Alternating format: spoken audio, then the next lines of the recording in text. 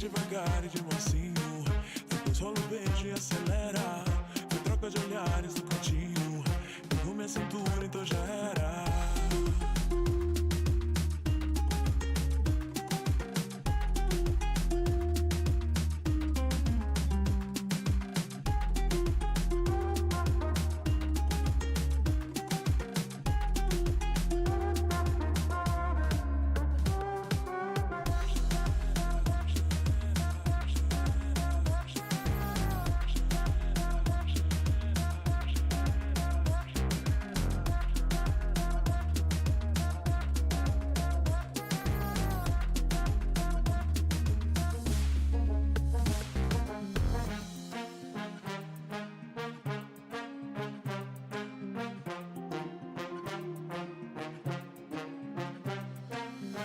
Chega devagar e de mansinho, depois rola o beijo e acelera.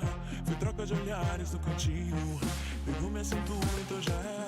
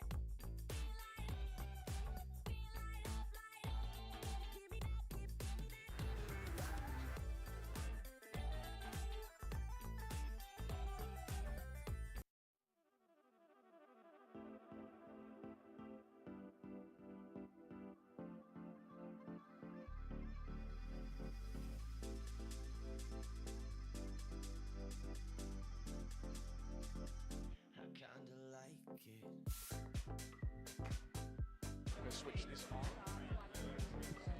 And so never take your eyes off, like just stare into the camera. Don't ever look away, or well, you can, but when you're addressing them out there.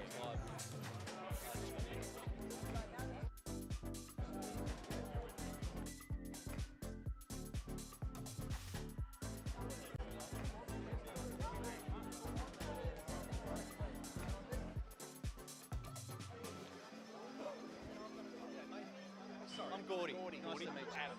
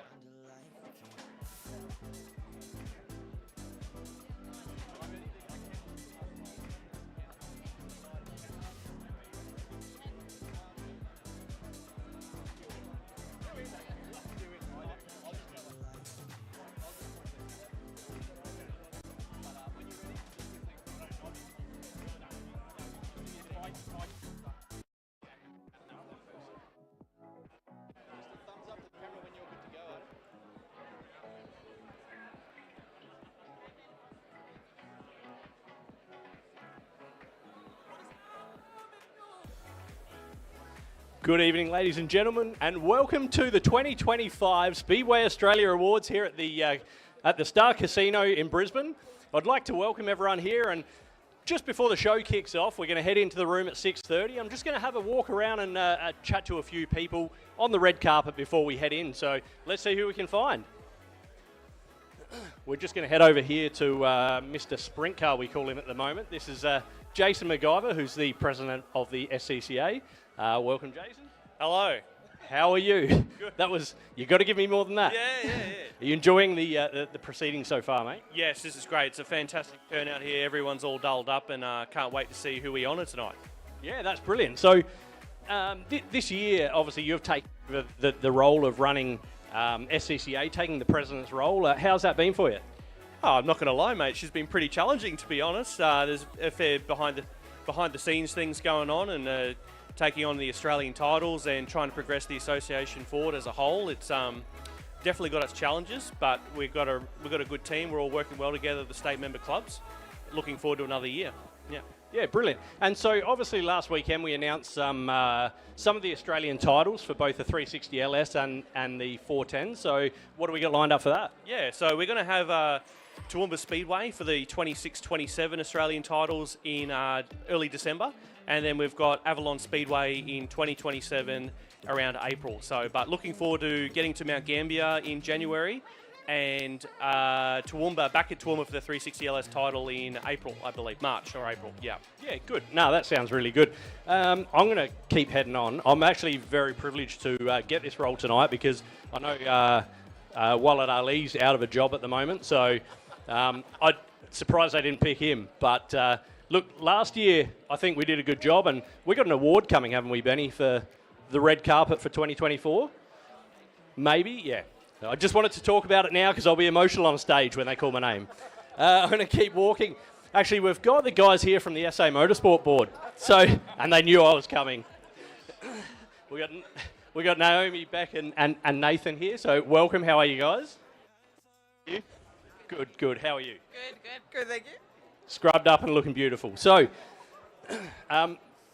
these guys were, I suppose, the backbone and the whole organisation of a fantastic event that we had this year at the Adelaide 500, where we got an opportunity to showcase Speedway and sprint car racing to the motorsport masses, and these guys were the driving force. So, basically, Nathan comes up with all the ideas, makes it an absolute mess, throws it on the table and makes Naomi pick up the pieces. So they do really well together, and you pay, and she pays for it. So just ticks it off. So no, great team. So what? Obviously we've announced that that's going forward this year in November. So we're doing another round of the Napa Speedway there. So which is great. And what do we got planned, Nath? A lot of dirt. More dirt. More dirt than last year, yes? No, it'll be good. We're excited about it. You know how excited we get about these things, and we've got a good group of people behind us, so we'll push hard and make sure that we put Speedway on show again. Yeah. So you got a pretty good guy in Adelaide that helps you as well from the sprint car side of things, haven't you? Yeah. Jared, Right. All right, and I'm going to head over this side, and we'll switch it up. So, I mean, obviously, you guys are tonight in the running for an award of best support category with the supercars supporting the Speedway. Are you guys excited about that? Very excited. Yeah, good. All right. And so yeah, this year, obviously, a way bigger bill, bands-wise, everything like that. We've got AC/DC coming. We're obviously planning a lot more on the Speedway side of things. We've got speed cars, and then the junior program. So tell us a bit more about that. Yes, I thought obviously Adelaide Grand Final now is a good opportunity to showcase the youth of motorsport. So why not give the juniors a go to have a crack? And what better way? Like, I mean, on the Saturday and Sunday, it's going to be filled with a junior program of junior sedans, junior Formula 500s, and just showcase that to the motorsport public, and just show what the breeding ground is that we've got that leads to the sprint cars. So that's brilliant. All right, I'm going to move on. I'm going to find somebody else. Thank you, guys. I'm just getting waved over here. So we've got the Prez and the outgoing Prez. So we've got, I suppose, wingless Australia or AWSR, and thank you. It's hot work. This. Thank you. Have you got any makeup? So guys, yeah, thanks for coming tonight. How are you guys enjoying it so far? Yes, it looks like it's going to be a fantastic night. Plenty of people turned up. Everybody's dressed appropriately. So, yeah, looking forward to a good night. Yeah, awesome. And obviously, you're walking down the red carpet in a minute. Who are you dressed by? I'm dressed by Daryl Sloan, the president. Nobody in particular, mate. Right, so you sewed that up yourself? I actually dressed myself. Right, perfect. And Scott Yallop, obviously, the outgoing president of AWSR, done a fantastic job over the last few years. I suppose time for a bit of a break for you? Yeah, it's, I pretty much put 6 years in the national role. As every division, they need a bit of change, someone new, someone with a bit of spark. So I thought it was time for me to step down, relax back from that position for a while. So Pete Granger's come in, he's the new president. So hopefully I'll take it to the next level again.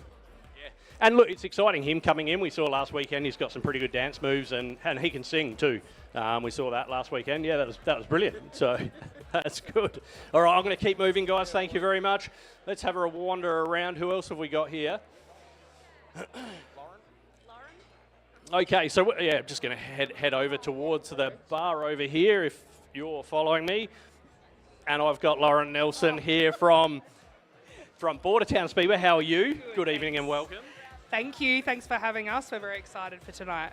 Now, you're looking absolutely fantastic tonight. Normally I see Lauren at the Speedway, and we don't dress quite like this, do we? No, definitely not. So, just get a look at that. You're looking good yourself. Thank you, thank you. So Lauren, Wayne, and a massive team of people got together and basically remodeled, I suppose you could say, the Bordertown Speedway. So Bordertown Speedway in South Australia, on the border of Victoria, a speedway that's been established in there for quite a long time. And these guys sort of got together after the club got a bit quiet and decided to rebuild the speedway and have put their heart and soul into it and made it what it is today. It's fantastic. It's the track's actually a world-class track. I think, did you guys just get drunk and watch Field of Dreams one night and decided to just do that? Wayne had a dream and I had to come along for the ride because there was no option really. Yeah, so and non-negotiable. Yeah, and so obviously, like, the whole community's gotten behind this and Bordertown. What's it done for Bordertown itself, do you think? Oh, it's been phenomenal. The whole community's rallied behind it. We've got a couple of young kids that helped build it with us tonight, so we're really excited to be able to bring them here. Yeah, the whole community did it. Without the community, we would not have it, so... Yeah. That's awesome. Yeah, thank you. I was going to talk to Wayne, but I got way more words out of you, so thank you very much. We're going to keep moving. Let's have a look here. Kim and Mick, here we are. Come on over. How are you guys? So these are now... Thank you very much. These guys are the, I suppose we could probably say now, ex-promoters of Lismore Speedway. So on Monday, they hand over the keys. They've done a fantastic job for the last few years there at a track that I suppose needed a lot of support and backing and pushing, and you guys have done it and made it what it is. It was brilliant before, run by David Lander. So how have you guys, I suppose, moved on now? What's your plan? Just semi-retire. No, just go back to our little Pottsville life that we just cruise along, and yeah, we'll do something, but not until February. Yeah, okay. So obviously February, keep your eyes out. They're doing something. Yeah, and so sprint car racing. So getting back into it. So obviously this is a family full of races. So it's probably good for you guys just to kick back and actually just concentrate on your racing. Give us a little bit of background about Lismore Speedway and what you guys have done over the last few years there. Look, a lot of blood, sweat and tears have gone into the place, but Lismore has a lot of history. So, tonight I think is a little bit of celebration with the Hall of Fame, but so much, it's such a good place and holds a special place to Mick and I with all our racing, and it's a home of champs. So a few years ago, actually, I was here at an award night, and you guys had just signed the lease on the Friday night before to take it over.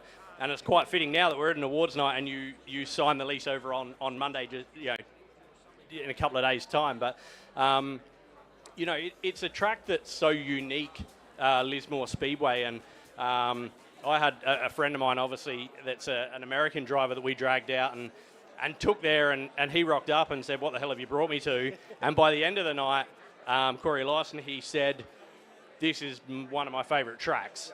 What do you guys got feedback-wise for other people that have raced there? With Lismore, it's really funny. If you can win there, you can win anywhere. It's just technical. You're never off the steering wheel. There's no brakes. There's no straights to sort of have a breather and gather again. A lot of people get lost at Lismore, but look at the champions we've produced over the years, from Grenville all the way through. Yeah, it's awesome. And as you said, you get lost. I think I was just driving around in the mule and I forgot what corner I was in because I don't think there is a straight, is there? No, not really. Awesome. All right, guys, thank you very much. Enjoy your night. Cheers. We'll keep wandering around and have a bit of a look as I wipe the sweat off. This is a very warm room here. We're in Brisbane, the Sunshine State. Jared Ash, CEO, Managing Director and boss man of Clay-Per-View. How are you, mate? Well, I'm wonderful. I just don't know how I get one of those just to do the forehead pat. It's quite warm. Thanks, Benny. Make up. That was wonderful. To be fair, he'd have to do a lot better to make me look as good as you, Adam, but that's all right. I'm going well. How are you? Yeah, good. Actually, we spent 3 hours in makeup tonight, so thank you for commenting on that. Yeah. No, it's good to be rewarded for your efforts, I suppose. We don't do enough of that. And I suppose that's what this night's about, being rewarded for your efforts over the course of the year. So I guess the first Australian Speedway Award goes to Adam Curry for Best Makeup in the Room. Is that correct? I think actually Benny brought the award in. We're going to do that in a little while, so you spoilt it. But Best Makeup, brilliant. Yeah. So tonight, what are you guys, obviously live streaming this for the Speedway community to watch? Are you guys? How are you guys going? Enjoying the night? Everything like that? Well, I'm going well because I'm not working, but my wonderful team behind the scenes, they're doing an excellent job, I hope. Well, I'm talking. I hope someone at home's watching right now, but... Well, I was talking to the director, actually. He doesn't have one of those fold-out canvas chairs with his name on the back, so that might be something you want to look into. I'll work on that for him. Yeah. I think that's probably a little bonus for him that he can do. Yeah. So I'm going to keep walking around. You enjoy. I will. You too. Let's have a look to see who else we can find around in the room. We're heading this way because we're heading closer to the door. Okay, I am looking for somebody. Have you... here we are. So we've got Josh Holt here, who is... I'm going to interrupt you. How are you, mate? Josh Holt, who is actually the I suppose the CEO of My Race Pass. Yes, sir. So all the way from the USA. How are you tonight, mate? Welcome. Oh, I'm fantastic. What an event. I mean, I do applaud everybody here. This is fantastic to be able to be here. Well, it hadn't started yet. I know, but it's just cool. If it's this cool now, how cool is it going to be when I get inside? Yeah, well, I mean, it's free beers. Exactly. So, yeah. So we So- stay out here as long as we can. Yeah. Well, I think they still bring them in there too. So, just give everyone a bit of a rundown on what My Race Pass is and what you're doing for the Speedway community. Well, we're a near 18-year-old software company based out of the States, obviously. We have a system that racetracks use to make their night more efficient. So like a race management system. So we calculate their grids, their results, their point standings. Everything's all automated with online registration all the way to the end of the night.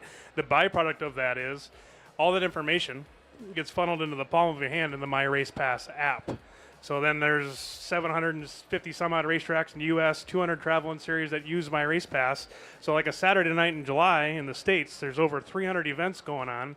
And if you're a race fan anywhere in the world for that matter, you can follow along, it's all real-time scoring and information. Then there's driver bios, kind of like a Facebook page, only it's an MRP profile.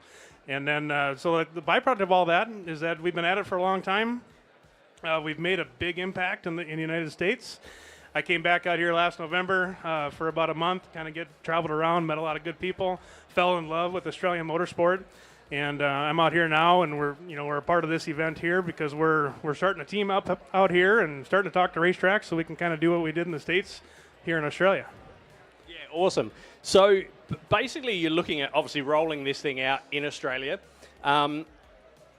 Just I suppose, give a rundown of how it's going to help the teams. Obviously, we were talking about it. We've got merchandise options and all that sort of stuff as well. So how's that going to help the competitor as well? Well, from a competitor standpoint, think of it as an automated logbook for your statistics. So you got racers that have been using My Race Pass for a dozen years in the States, and their whole career is on their profile. Their races, their wins, their top fives, their top tens, their stats, their whole schedule, their lap times, all that stuff is right in the palm of their hands or on their myracepass.com profile. So from a competitor standpoint, you start generating your own database. You know, I raced go-karts when I was a little kid, and I have some trophies on the wall from when I was 7, 8 years old. I don't remember where that was at. It doesn't say on there. But we've been around long enough in the States that you can go back and look and see 10, 12, 13 years ago, 14 years ago, oh, that's where I was. And, you know, just getting started here in Australia, it's going to take some time, obviously, for racetracks to come on board. But from a competitor standpoint, everything you need is all right there to kind of database your career. But more importantly, on race day, you know, if anybody here racers, you got to walk to the whiteboard to go see where the grids are.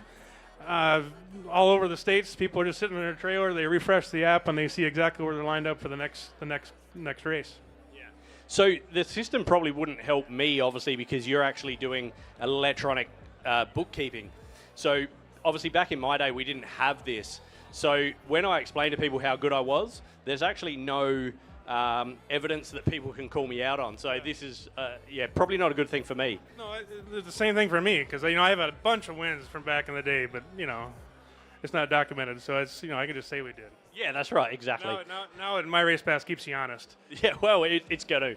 And obviously, you've got a racing background as well. Obviously, you know, you went up through and raced sprint cars as well, didn't you? Yeah, I started racing go-karts when I was 6, moved into wing sprint cars when I was 14, did the sprint car thing for 15 years. I've ran a couple different racetracks, so I've been on all sides of the fence in motorsports, and you know, I'm very passionate about the industry. I'm very passionate about grassroots motorsports, the weekly racer, the weekly promoter. That is our key. That's my goal, is to help those people out. Awesome, mate. Thank you very much. Enjoy the night. I'm going to keep walking around, and we're actually going to be pushing through into the rooms very shortly. So we might wrap up out here now. We'll get everyone out here to head through into the venue, and we'll continue the stream in there. So enjoy the night, guys. Good job, mate.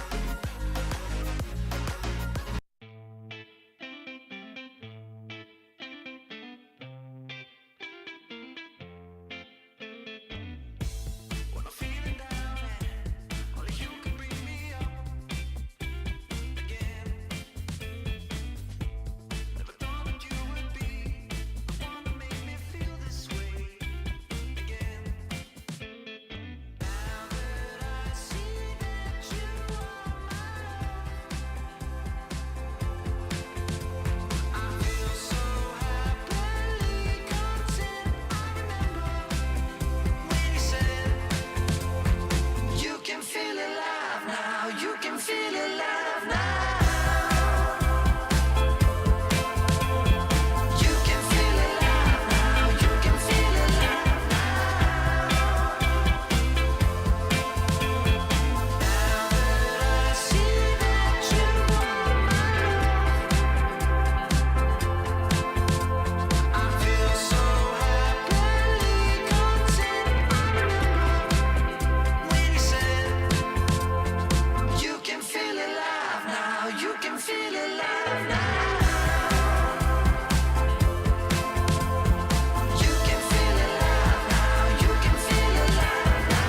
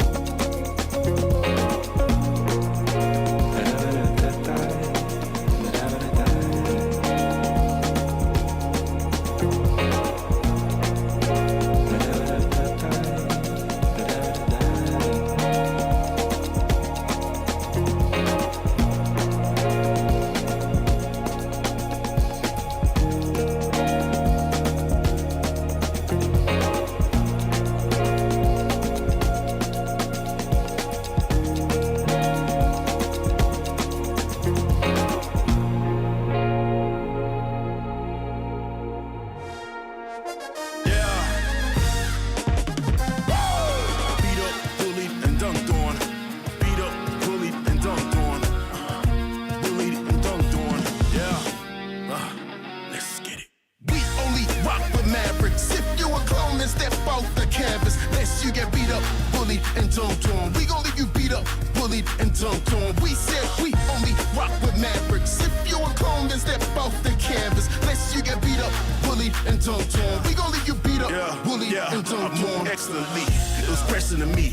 Descended from the parents, I inherited 3 passports. I can flex a triple residency. Probably why I'm passing boundaries so effortlessly.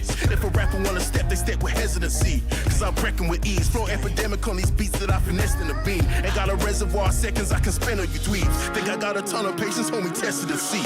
I undertook a mission with impossible odds. I can't cruise with no time, uncles. I'm obviously not easily boxed. That's why they be asking what do I rock. It's Tino Ranga, Tira Tonga, and abolish the cops. Oh yeah, unapologetic with my fanatic, don't fear. Metal up the team, there ain't no pedestal here. It's real, we don't do it for the aesthetic, not here. But we nice right here, cause we only rock with Mavericks. If you a clone, then step off the canvas. Lest you get beat up, bullied, and dunked on. We gon' leave you beat up, bullied, and dunked on. We said we only rock with Mavericks. If you a clone, then step off the canvas. Lest you get beat up, bullied, and dunked on. We gon' leave you beat up, bullied, and dunked on. Words to the daughters who robbing me all my flowers. I'm working too many hours, check the time sheet. Cut the sugar out my life, but she's still telling me that I'm sweet. I'll sleep when the job is done, so never.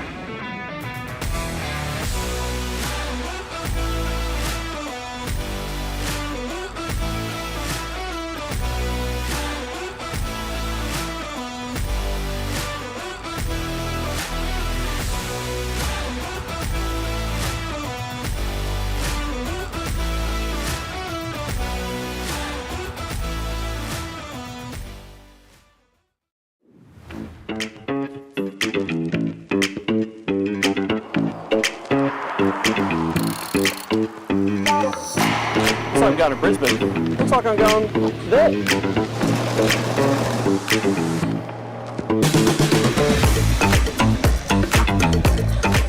Welcome to Brisbane's Star Casino for the 2025 Australian Speedway Awards and Hall of Fame induction ceremony. Every state of Australia is represented in the room tonight. However, if you're a guest and not so familiar with the amazing sport of Speedway, let's take a moment to bring you up to speed.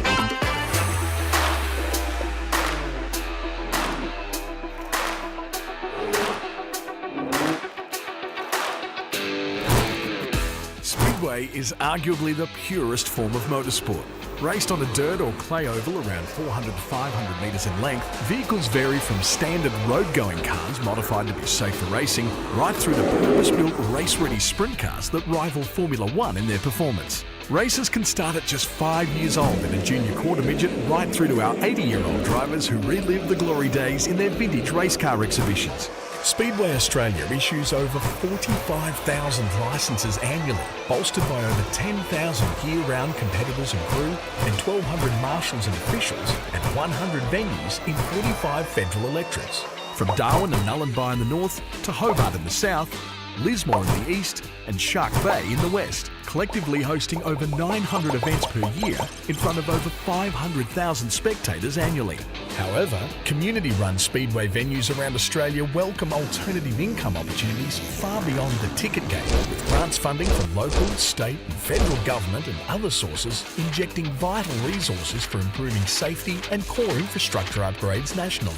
Media attention around Speedway has grown significantly, with the 7 Network now hosting live and rapid replay events on their 7 Plus channel, with the 7 Sports social media platforms gaining reach in the millions. That newfound exposure paved the way in 2024 for the famed Adelaide 500 to invite Speedway Racing to be a part of their event, building a temporary Napa Speedway in the city to share the stage with the Repco Supercars Championship in front of over 250,000 fans. Speedway also boasts a number of dedicated live stream providers who produce over 200 nights of racing annually, exposing venues and their communities to a previously unreached worldwide audience. Speedway families are seasoned tourists, with 85% of our competitors travelling overnight during the season, 65% of which travel interstate. Major Speedway events provide a major economic impact on their respective regions, with independent studies verifying that the Red Hot Summer Shootout brings an extra $2.5 million to the Toowoomba region, Northline Speedway's annual Chariots of Thunder series injects $4.5 million into the Darwin economy over 3 days, and the Grand Annual Sprint Car Classic gives the Warrnambool area a $4 million boost every year. Speedway Australia is heavily investing in the future of the sport, with the Kids to Grids initiative moving to its next phase as a nationally toured introductory junior driver experience, engaging young people in communities and new families to embrace a sport that boasts a strong family culture of diversity and inclusion. And while attracting new participants is high on the agenda, so too is development of the next generation of current competitors, with Speedway Australia's Speed Clinic program successfully held in up to 12 locations annually, with the express purpose of coaching junior competitors improving their on and off-track skills. Four-wheeled speedway in Australia is a $2 billion industry that is a vital cog in almost 100 communities from coast to coast, and bolstered by 120 years of history in Australia, is set to thrive in the next decade and beyond. The talk is finally finished, so saddle up Brisbane, cause here we go. Please put your hands together as we drop the green flag on the Australian Speedway Awards and Hall of Fame induction for 2025.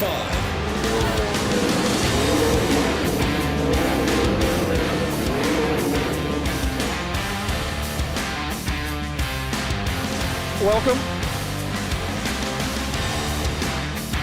Just wanted to look the part for tonight. I can't even hear anything out of this thing. This is actually a really decent helmet. Are we getting any glare on the actual mirror ball part of it? I've actually bought this. A big welcome to you. How are you all? Are you serious? Is that what we're going to be at tonight? You guys, how many people have travelled in from like Western Australia to be here tonight? That was sort of even lackluster at that level. Maybe I should have got this helmet on. Here's the thing. Maybe I should I just donate this? I reckon I donate this to the O Show because he's going to need a new helmet with this job that he's just taken as running Bunbury, I reckon. Who reckons Osho should take this? Walk into your first board meeting, mate. There you go. Congratulations.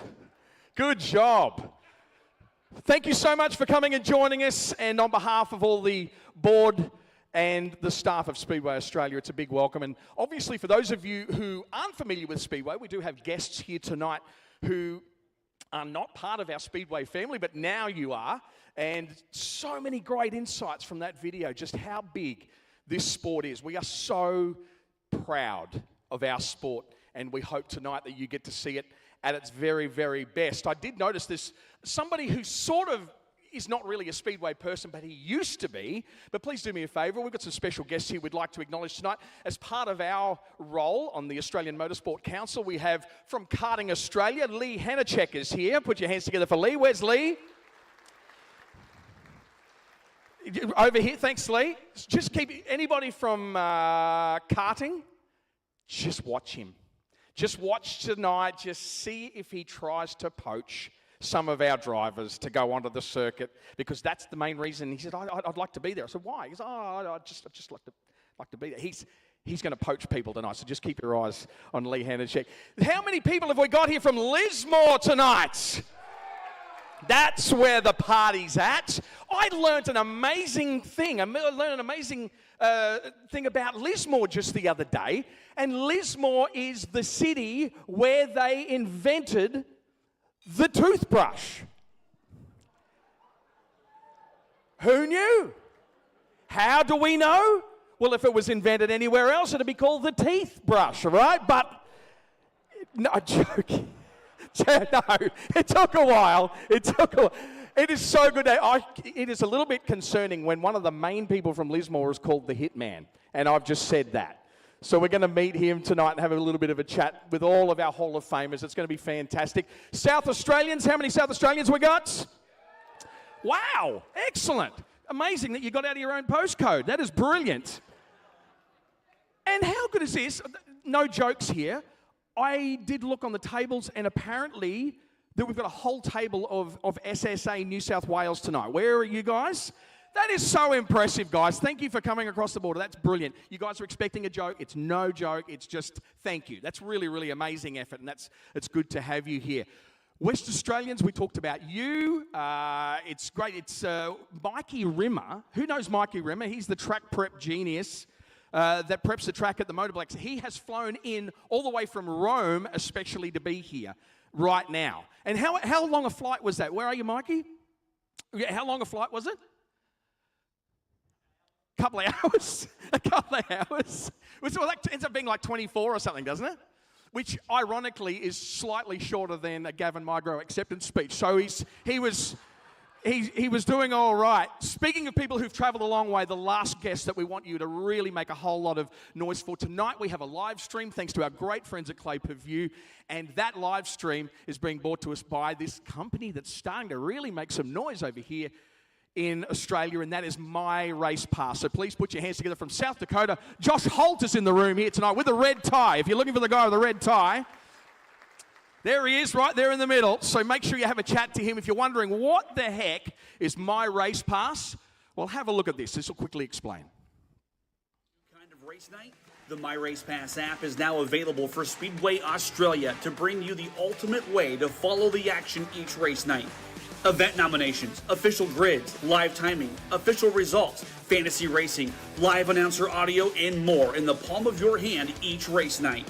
Promoters, contact My Race Pass today to see how you can bring the #1 motorsports app to your speedway this season. My Race Pass, the ultimate racing resource. There it is. Put your hands together for the guys from My Race Pass. I think they've got it's going to take a little bit for you to get used to the fact that it's My Race Pass over here, not My Race Pass. Okay, so as long as you're going to be cool with that, he is a great guy, and he's already become a part of the Australian Speedway family, so make sure you introduce yourself to him. Couple of housekeeping things. How big is this venue? It is huge. It took a while to actually find the right place tonight. It was a bit of a challenge. The toilets are right over the back, out towards, I think, Toowoomba. They're a bit of a walk over to there. So if you want to go and get yourself to the toilet, that's it. For smokers, It's level 3, apparently. If you want to know where that is, Nev Ross will take care of you. That's not a joke. He will actually take care of you and point you in the right direction of where to go. But as far as housekeeping goes, I think that's everything that we needed to say. So, that brings us to our first section tonight. Are you ready for this? Oh, come on. Are you ready for this? Entree is about to be served, but we move our first section into the Hall of Fame. And this is just so special to us. We've been working really, really hard over the last 5 years, to really create an honouring culture in this sport. It's an angry culture, it's an aggressive culture, and sometimes you've just got to fix that up a little bit by really taking the time to show the appreciation to the people that we stand on the shoulders of. So, those people, we're going to show you who the inductees were up to this point in 2024. Check this out.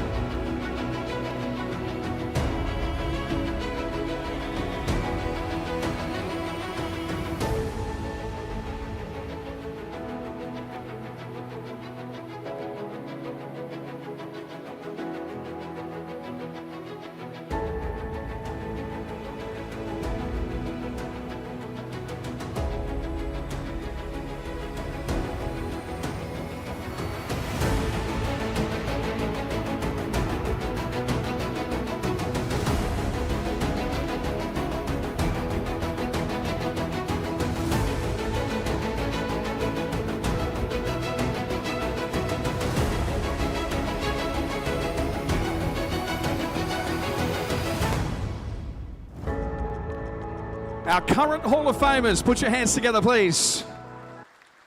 What a list of names.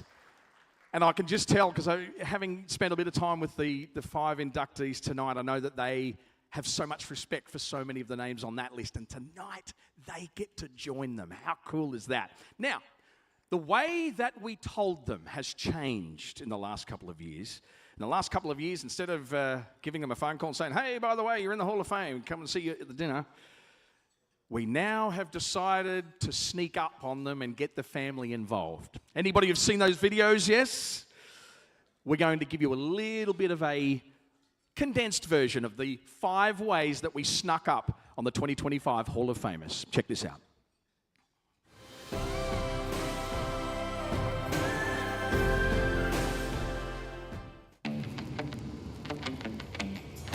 Hi there, Mitch Berliner from Speedway Australia here, and it's Australian Speedway Hall of Fame Reveal Week, and we are on our way to Bunbury, Western Australia with Con Migro, Australian Speedway Hall of Famer. The next person to be inducted into the Speedway Hall of Fame is an absolute inspiration to the sport and in particular to the sedan car movement.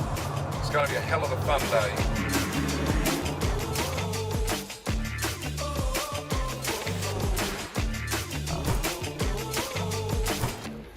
Cheers, everyone been organised because it's happened pretty quick.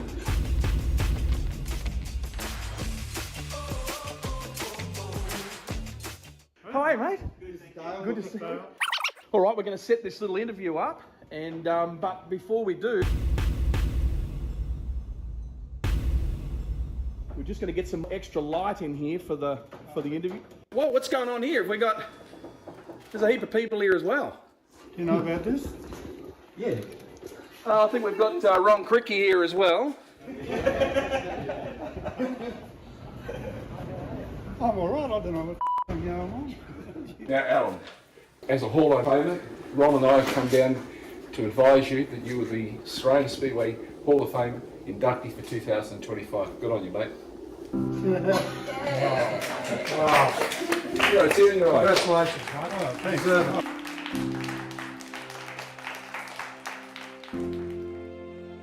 That's a hell of an honour. I've been admiring the inductees that have.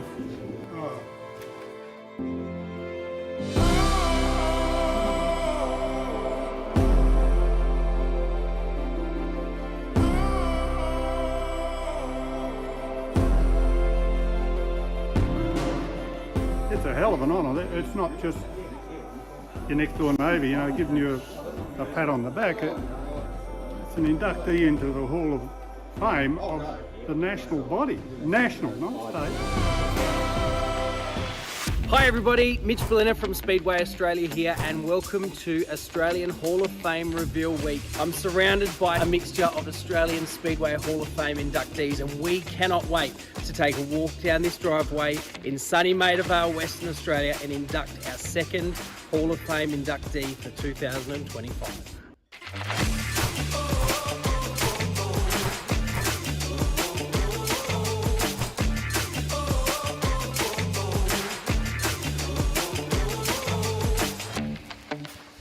Hello, Tommy Watson.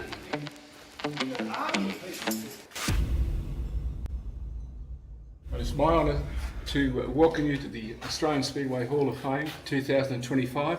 Oh, hell. 4 other men here with me that have also joined the ranks.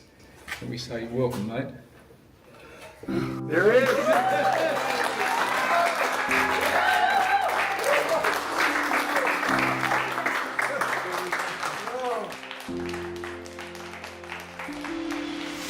I'm Dennis Newland, and I'm here with some very distinguished Australian Speedway Hall of Famers.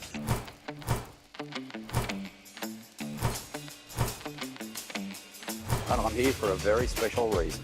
I'm here to honour one of the superstars of the golden era of Australian speed car racing. So let's go and surprise him. How are you, pal? I am delighted to welcome you to the Australian Speedway Hall of Fame. You've been inducted in 2025. Oh my God. Congratulations, kid.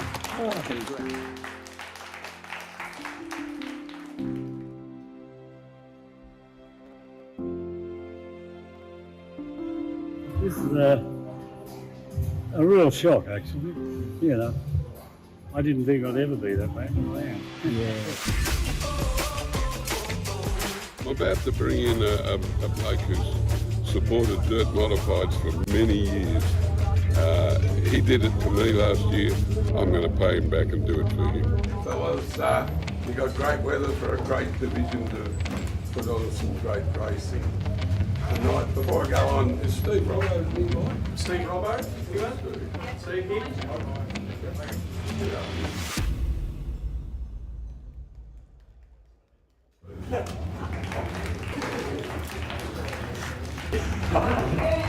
Steve, I'm here to welcome you to the Australian Speedway Hall of Fame.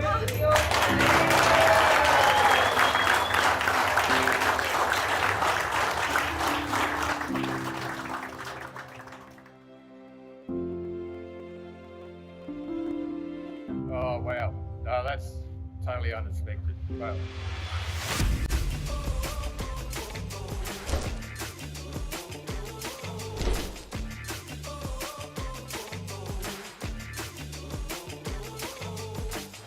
G'day, mate.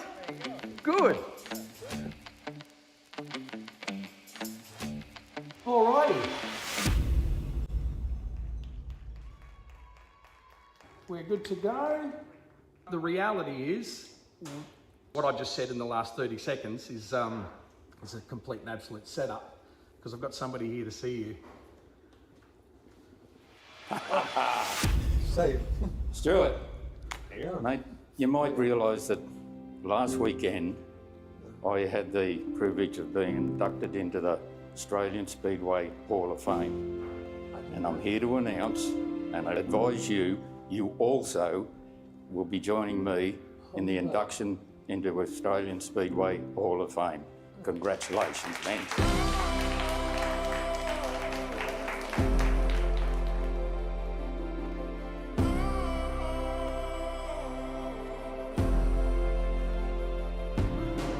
I had no idea. Yeah. It's a bit of a nerve, mate, wasn't it? No, that is A so couple cool. of country bumpkins there going to the Hall of Fame. No, that's Yeah. so cool. Yeah. Thank you. That is so cool.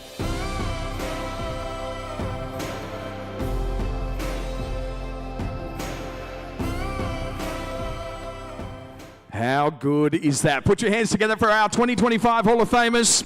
We're about to meet them individually, but to help me do that, would you please keep that applause going for a 2023 Hall of Famer who was the very first person we did the sneak up reveal on. Put your hands together for Howard Ravel.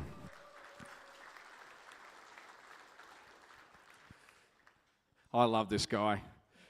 It was a big experiment. We didn't know what was going to happen, mate. Thank you for coming tonight. I really appreciate your time. And I love your tie with the little race car and everything on it. Can you remember what it was like in 2023 when we snuck up on you in your house? No, I can't tell you, mate. Okay. It was too long ago. Yeah. Mate, it's so good to have you here. There's that list of Hall of Famers that you're now a part of. It's a pretty full-on list. It is.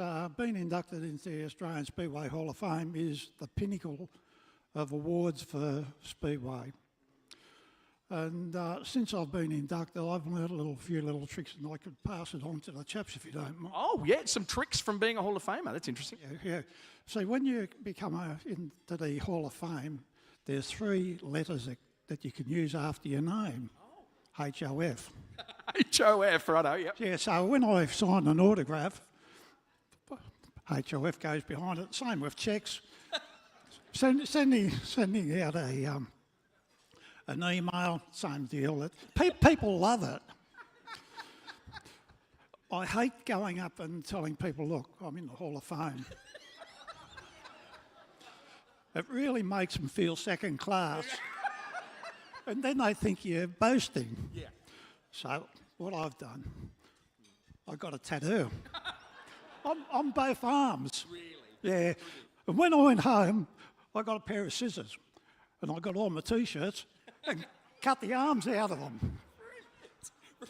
So everyone can tell. Oh, look, when I talk to people now, they know straight away I'm in the Hall of Fame. Yeah. I've got to tell you something. There's Hall of Fame copycats out there. Oh. Yep. Yep. It's bad. Really? Yeah. Us Hall of Famers in the club, we know who they are. Benny Bishop. No, I'm definitely not in that list, mate. I'm definitely not on that list. Thank you. Mate, it's so good to have you here, and it'd be good to have people get photos with you with the tattoos. That'd be fantastic as well. If you'd like to come over this way, and we're going to just take a stand over here, and we've got some amazing Hall of Fame awards. We're going to meet our first Hall of Famer for 2025.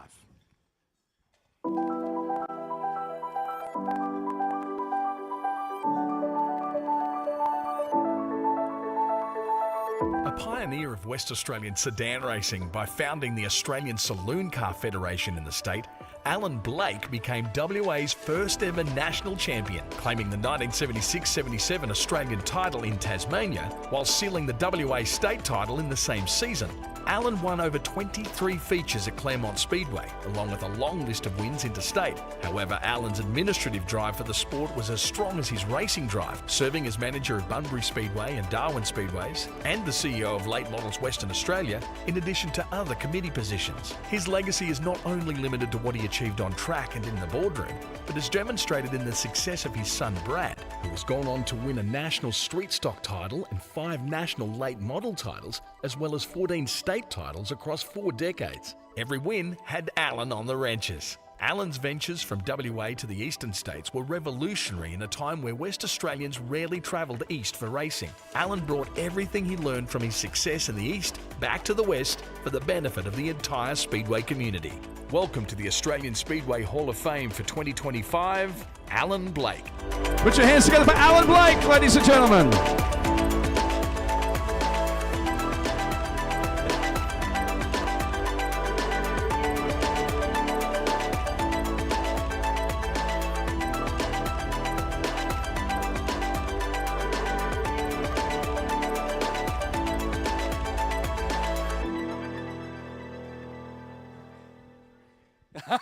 He said, shake the hand of a true champion. Alan Blake, ladies and gentlemen.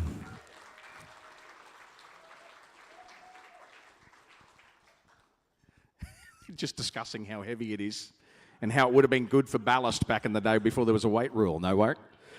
Mate, would you like to put that down? It is pretty heavy. Oh, I can handle it. This is pretty cool, man. I've always known Alan Blake as this tough guy that you were emotional up there. Up there? You want to be down there? There's no rag to wipe my eyes on. And anyway. I've heard a rumour, and maybe you can shed some light on this. I was talking with Richard Hathaway earlier, and he said you told him a ripper of a story about when that roller door went up. Is this heavy? Put it over here on this. When that roller door went up, the roller door. Who did you think was coming in? Fucking neighbours.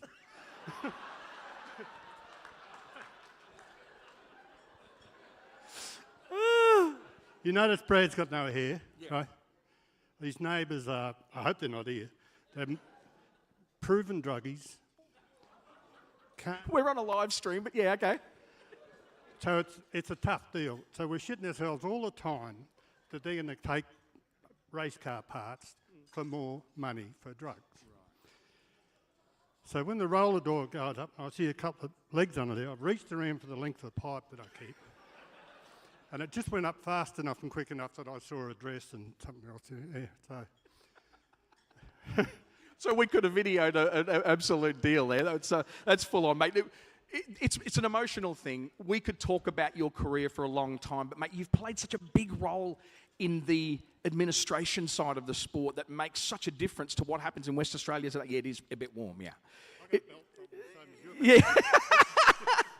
Yeah, I was telling these guys I couldn't find my belt. Diet to be on the stage. Go on. It's all good. The whole deal for you of the administration side, surely that was much harder than the driving. Yeah, well, yeah.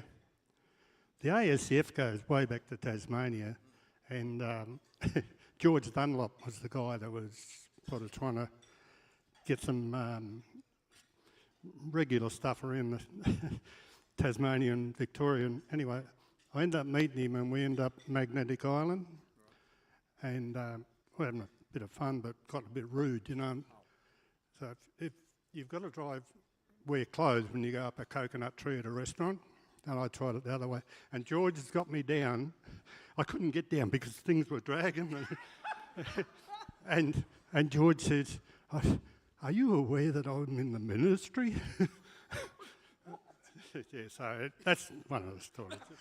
It's like there's more to it, I can tell.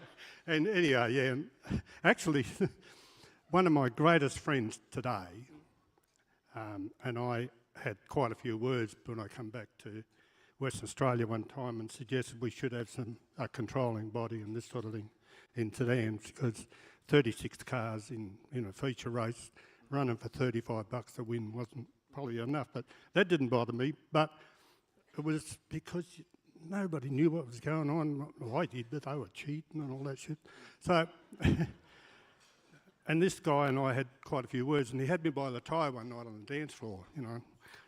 And I thought, Jesus, this is getting bloody serious. I've had a gutful of this, you know. I said, for God's sake, Con, can't we be friends? That was a reference to Con Migro. And he is, you know, I look up to him and Gavin. I do, you know. We're so blessed to have them in our sport. Thank you. That's cool. Mate, I know that the tiers aren't too far away. I'm not going to put too much pressure on you. Is there some people you'd like to thank before we finish up? You said you want to get going early. My family, that's, you know, we're a few sections of the family, you know, some come here, some go out there, you know how it works. And, yeah, I just want to thank my sons for keeping me a father. You know, Brad's had his successes, but number 2 son, he gives me so much pride because he served military for 11 years. He had his own dramas, got head-on in a smash, and all these sort of things, you know.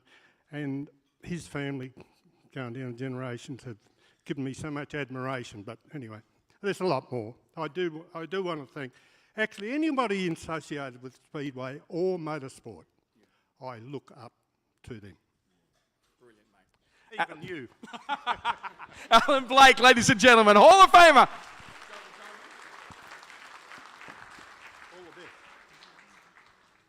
Well, there's going to be some catch-ups with those boys later on. Alrighty, let's meet our second inductee. We're going to stay in Western Australia.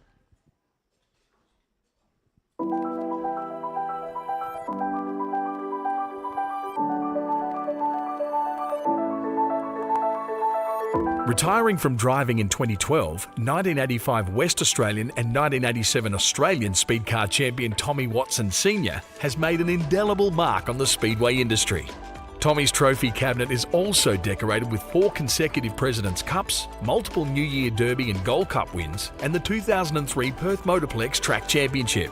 A WASDA Life member, Tommy has supported and mentored many races, with his Watmore Engines race shop a hive of the WA speed car community, where he also designed and built speed car chassis. Tommy's legacy continues through the generations, with his son Tommy Jr. a 2-time state champion, and daughter Renee the first woman to win a feature race at Claremont Speedway. And now the 3rd generation of Watson and Maddich grandchildren are becoming established in the sport, under the watchful eye of their grandfather, who maintains his approach of meticulous preparation and a tight budget. Tommy is the 6th West Australian speed car driver to be inducted into the Australian Speedway Hall of Fame, coming from a golden era that produced some of the best drivers in the nation's history. Welcome to the Australian Speedway Hall of Fame for 2025, Tommy Watson Sr.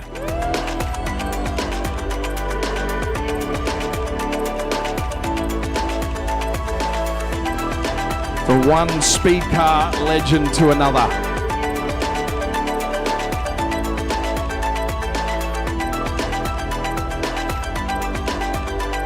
Tommy Watson Sr.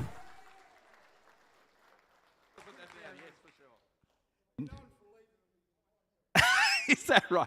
Oh, there you go. You've won so many trophies over the years, you've left a few behind. Is that right?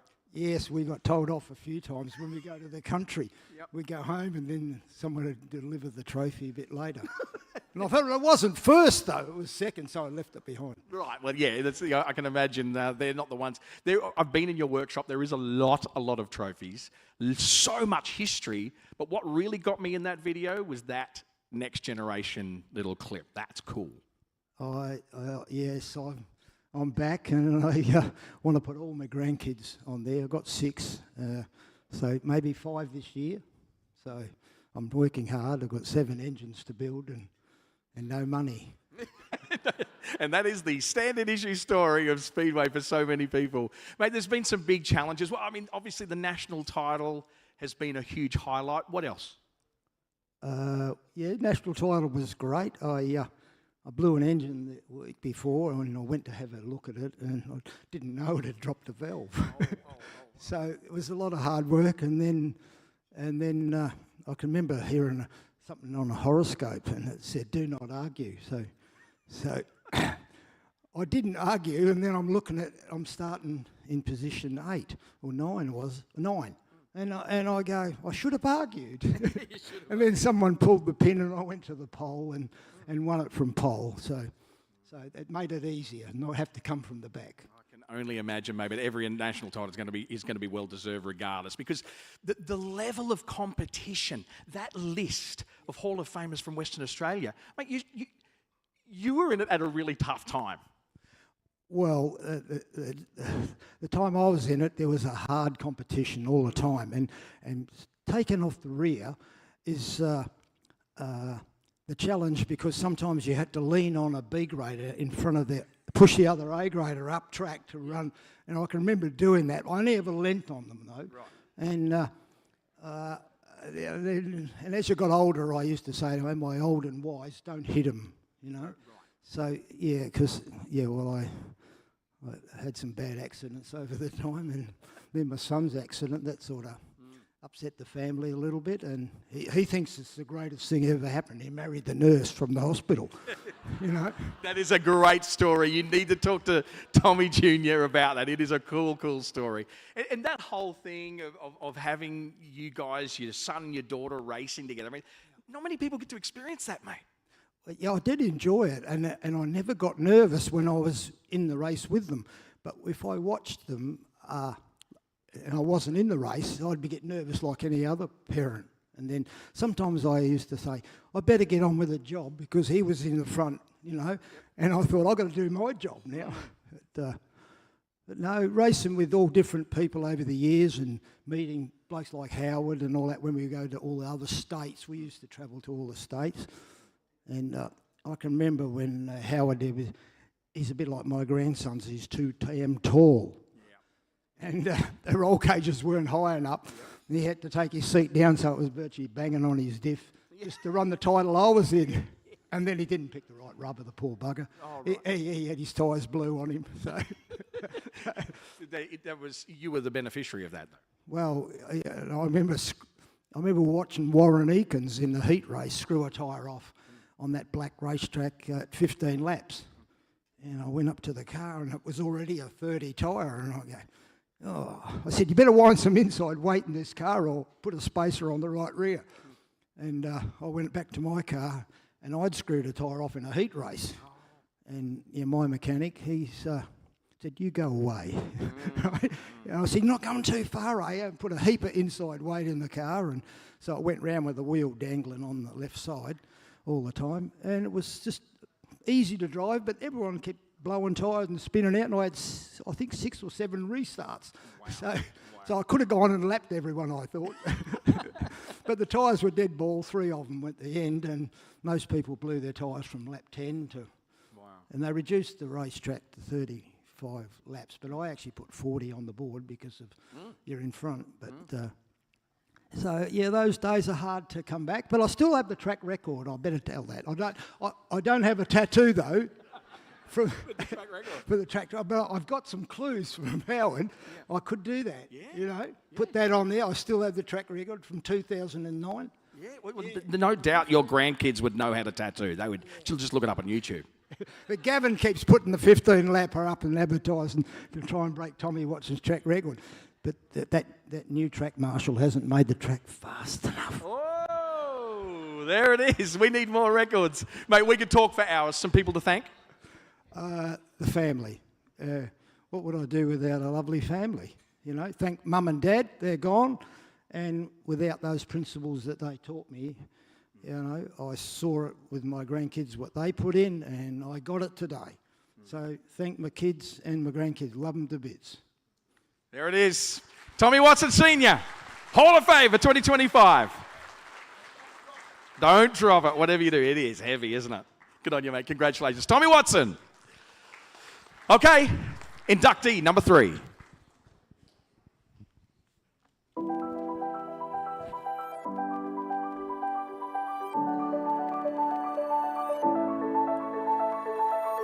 Winning on debut at the Sydney Showground Royale in his own car in 1963, Scareham Sid Middlemas sent a clear message to the Speedway world that he had arrived on the scene and was quickly invited to drive for multiple team owners throughout his career.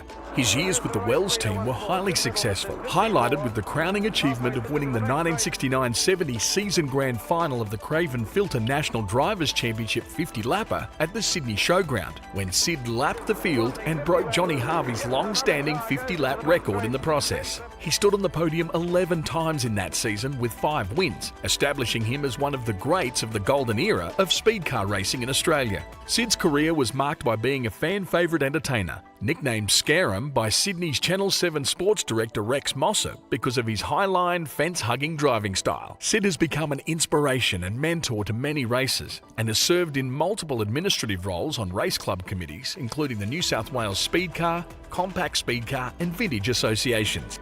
Welcome to the Australian Speedway Hall of Fame for 2025, Scareham Sid Middlemas.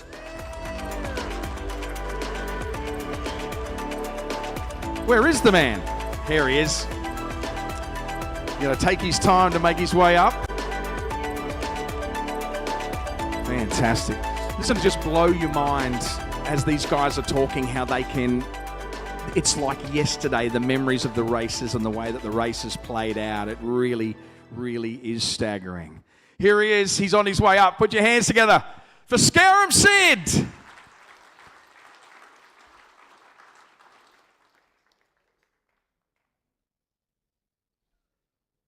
Gosh, he's going for best dressed tonight too. You made it. Well done, mate. Come on out to the centre here with Howard. These two legends. Gosh, they would have done some laps. Did you ever race against this fella? We banged a few wheels together. Brilliant. You did, he said. It isn't my fault. All righty, you want to take that award? It's probably going to be a little heavy, so we'll put it over there and you can take it with you later. Okay, we're swapping sides, obviously. Hey, mate, it's so good to have you up here. It's a big effort to bring the whole family. One of the things on that video when we snuck up on you, and I don't know if you noticed Michael Jackson playing in the background at the cafe. It was like, turn that down. But your family, particularly Leanne, man, she was trying to stop herself from sobbing. It means a lot, not just to you, but your whole family.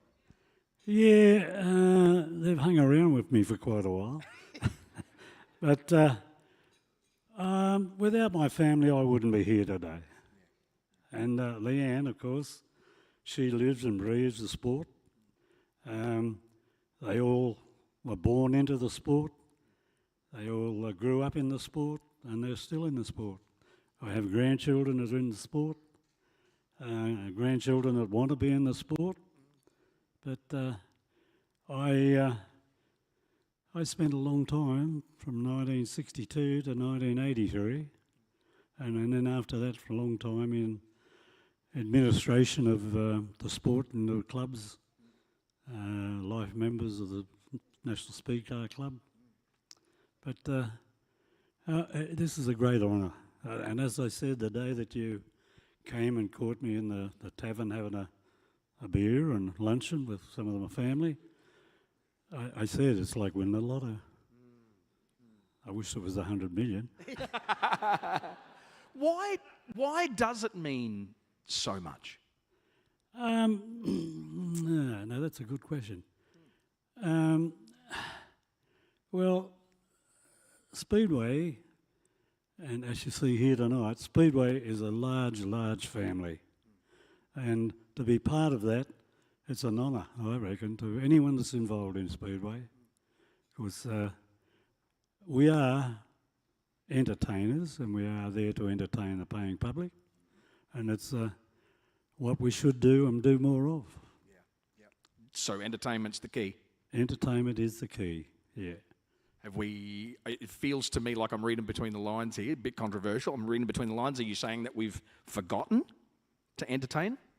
Yeah, I think so. I think the money side of it's created that atmosphere because today it's so bloody expensive to go racing in Speedway, and you need 100 million. You do. You need to win the lottery for that next generation to come through. Mate, it's been amazing. And to see the way that you guys interact together, how have you come out of such an aggressive sport and still be mates? Oh, well, we're all friends. We are competitive, and, you know, once you put the helmet on, you know, the brain goes silly. But we are all friends, and after that we socialise together. We know all our families socialise together. But, you know, I think today the cost being so great, it just can't, it's not mixing too well together. I get it. We could talk about this. Hasn't he got the most soothing voice? I just want to listen to a podcast with him. And I reckon any of the guys out there that do Speedway podcasts, you need to get this guy on there and hear some of that and how different it was back in that time and maybe what we can learn in this era about the entertainment. It was a golden era. You were one of the superstars of it. And we must acknowledge also, too, Dennis Newland would so love to have been here tonight, but he couldn't be here. So hello, Dennis. I'm sure you'll be watching. And he's always championed you and always talked about how great you were. Can we even relate to how amazing that era was? Well, it was a great era. It was what Speedway racing was, like entertainment. And the further back in the field, you were a star. And the public wanted to see the stars come from the rear and win races. It didn't matter whether you ran second or third, you come from well back in the field, and when you raced with blokes like Howard Revelle, you had to go quick. But, you know, I can lay back and sit and think about Speedway, and I laugh about some of the things that happened, but it's been a great life, it's been a great career for me, and I'm deeply honoured to be in the Hall of Fame. We almost need to finish it right there, but I'm sure that there's some people you want to thank before we do finish. Yeah, my family and friends who nominated me. Yes, I do. I wouldn't be here without them. Speedway Australia for inducting me into the Hall of Fame. And also the team that I drove for, the Wells team, the two brothers, Keith and Bill. I put 10 years in with them in racing, and I think this is also part of their life too, the Hall of Fame. There it is. Ladies and gentlemen, scare 'em, Sid Middlemas will help you with this trophy. Yeah. Give it to the grandson, who's also going for best dress for that time, mate. Good job. Sid Middlemas, ladies and gentlemen. Let's go to inductee number 4.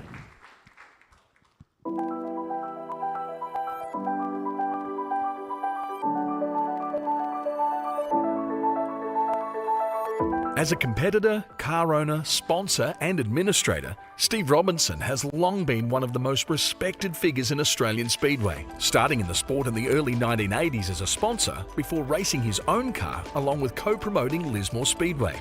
A 4-time Australian V8 Dirt Modified champion, Steve shares the unique honour of being one half of the only father-son duo to both claim 4 national titles across any racing division. A long-time and current board member of Dirt Modifieds Australia, Steve's tenure has been highlighted by 10 years as president, where he has been the driving force behind the promotion of V8 Dirt Modifieds and aided the introduction of the Sportsman Dirt Modified category and welcomed mod lights to the DMA to assist in its rapid growth. The Robinson Racing Team is still one of the most professionally presented race teams in Australian Speedway, and after 4 decades in the sport, it seems nothing can slow Steve down, especially now he has his granddaughter Erica carving a path in SSA Junior sedans. Welcome to the Australian Speedway Hall of Fame for 2025, Steve Robinson. Woohoo!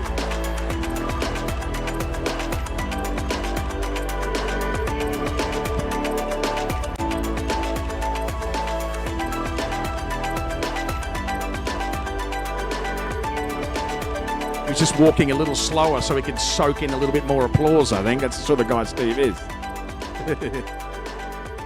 Steve Robinson, ladies and gentlemen.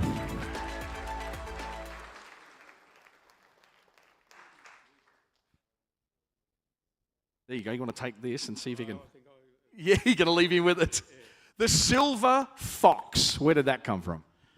It was a guy called Sean Mortimer. There was one with our Australian title. He always thought that we needed something for the pole sitter over a two-night event, and Sean approached me and said, Robbo, your hair's changing colour and we need something there, and what about we start a Silver Fox award? And it's stuck ever since, and you know, we get the nickname Silver, which is the colour of the hair. So yeah, I've carried that tradition on probably for now 12 years. Yeah, but you've only had grey hair in probably the last 2 or 3. Well, it was a bit like Stuart Earns. It was started off a bit reddish, and you know what they say about redheads, they're pretty fiery, so you go back to some rivalry there, but mine Stuart still got his red hair, but mine went grey. Well, you look very stately. I think it's a stately haircut, mate. Mate, you've been through it all. Lismore, not just with racing, with all of the admin and things that you've done behind the scenes. Just the fact that you lived in Lismore and the challenges that comes with that, with floods for your business and everything. It's not been an easy journey over the years. Well, I suppose it's always the challenge. You know, one thing I give people involved in Speedway, we've always got that will to win.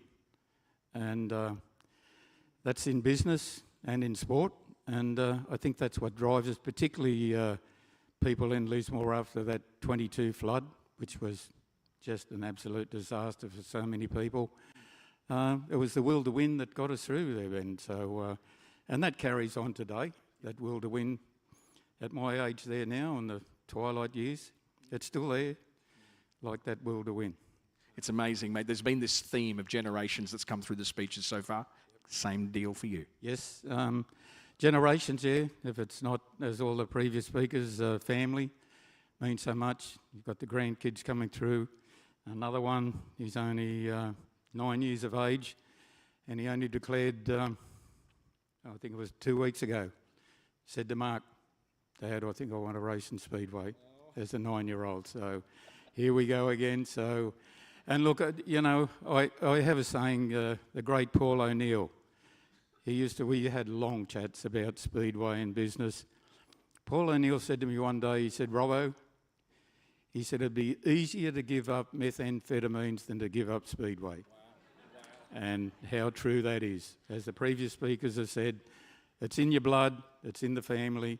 And, you know, I've been involved in the promotion side, and hats off to the promoters for what they've done. There's a bit of a change in Lismore. Mick and Kim have done a great job for the past, and we now welcome on a new promoter for that. The crew, right back from 1983, where I think I haven't seen him tonight. There was a guy by the name of Nev Pizzuti.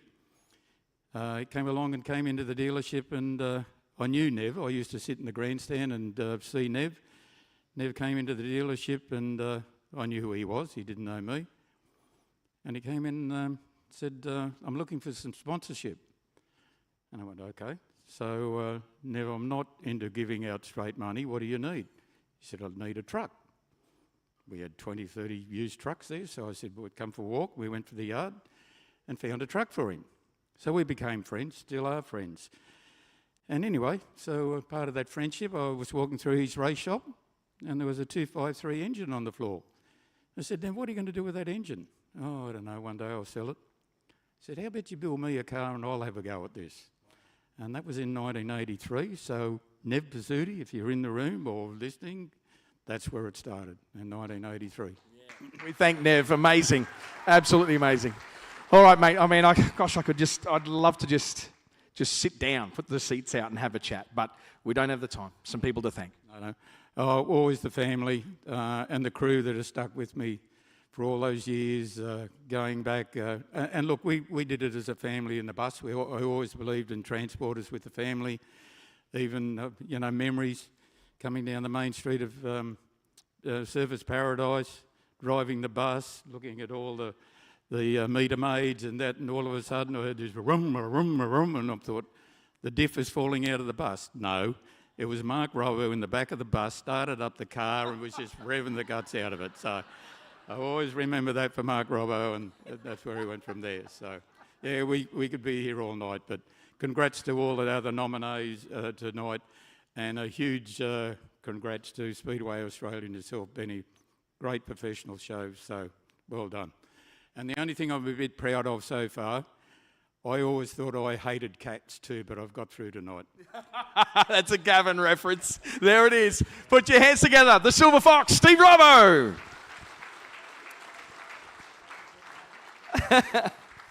The banter between these guys that you guys can't hear, it's so good. We've got one more. Are you ready for it? Here we go, the last one. And we're going to stay in the Lismore area.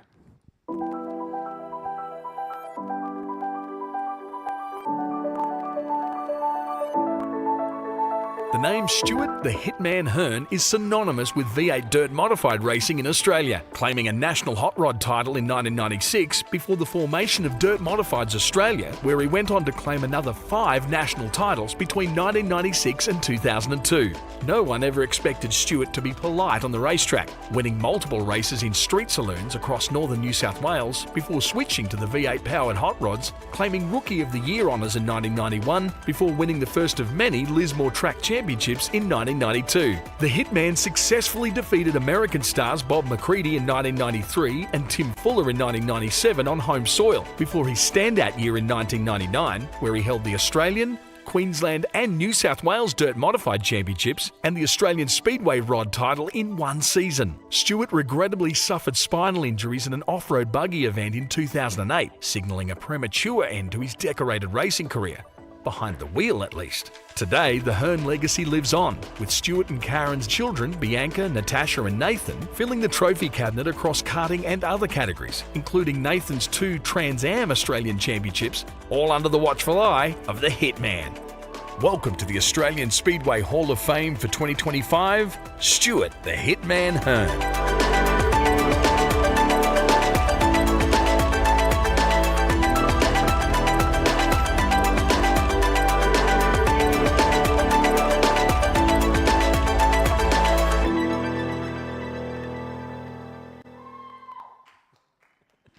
I didn't tell you there was going to be steps, mate, did we?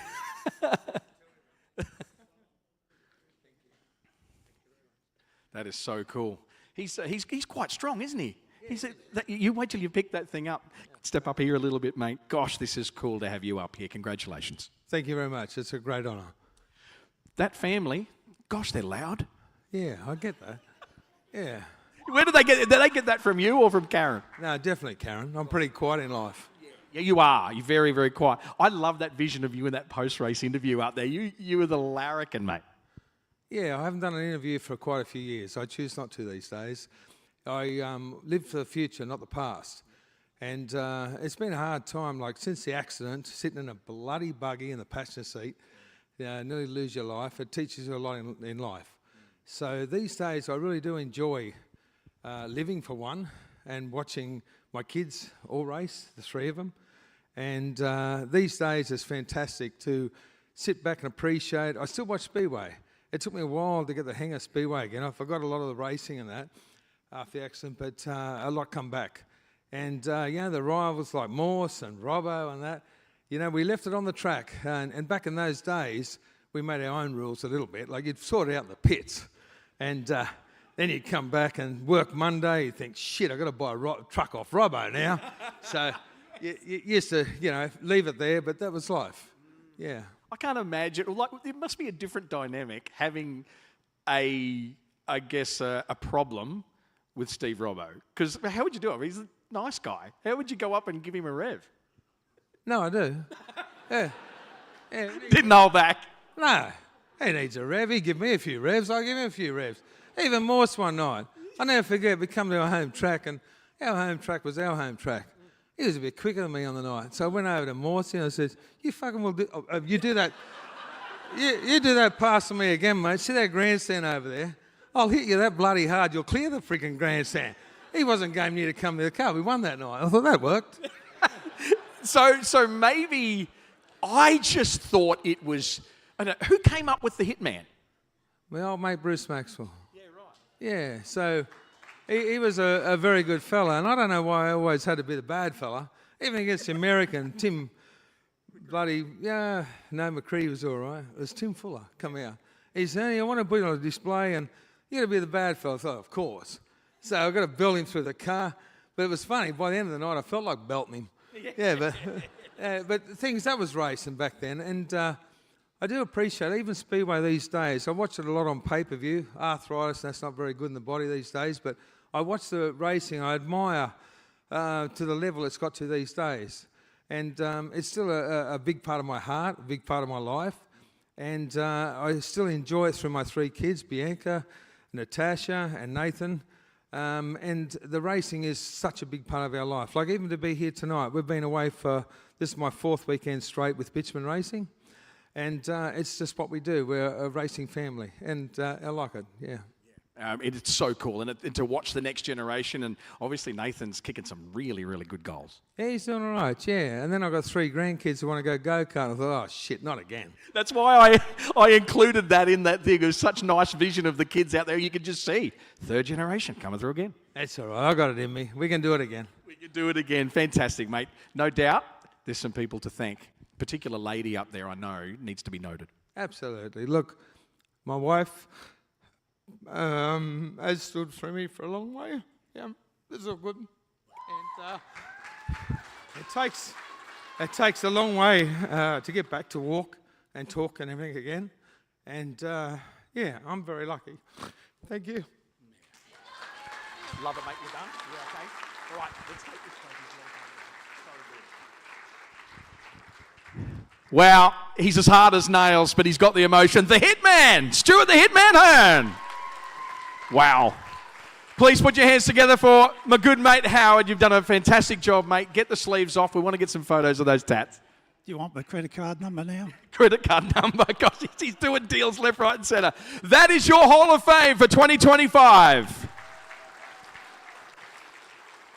We're going to take a short break. At about 8 o'clock, we'll come back and we'll get into the industry awards and then have another break and then into the competitor awards and find out who our Brownlow is, who our sports person of the year is. Nobody except the staff know who that is tonight in this room. That's coming up very soon. We're going to take a short break. Be back.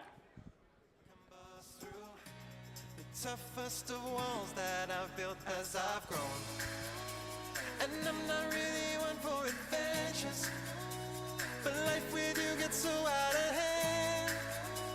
It seems as though the crazy's contagious, and I think you're changing who I am. 'Cause we do all the things I never used to like, but now I like them.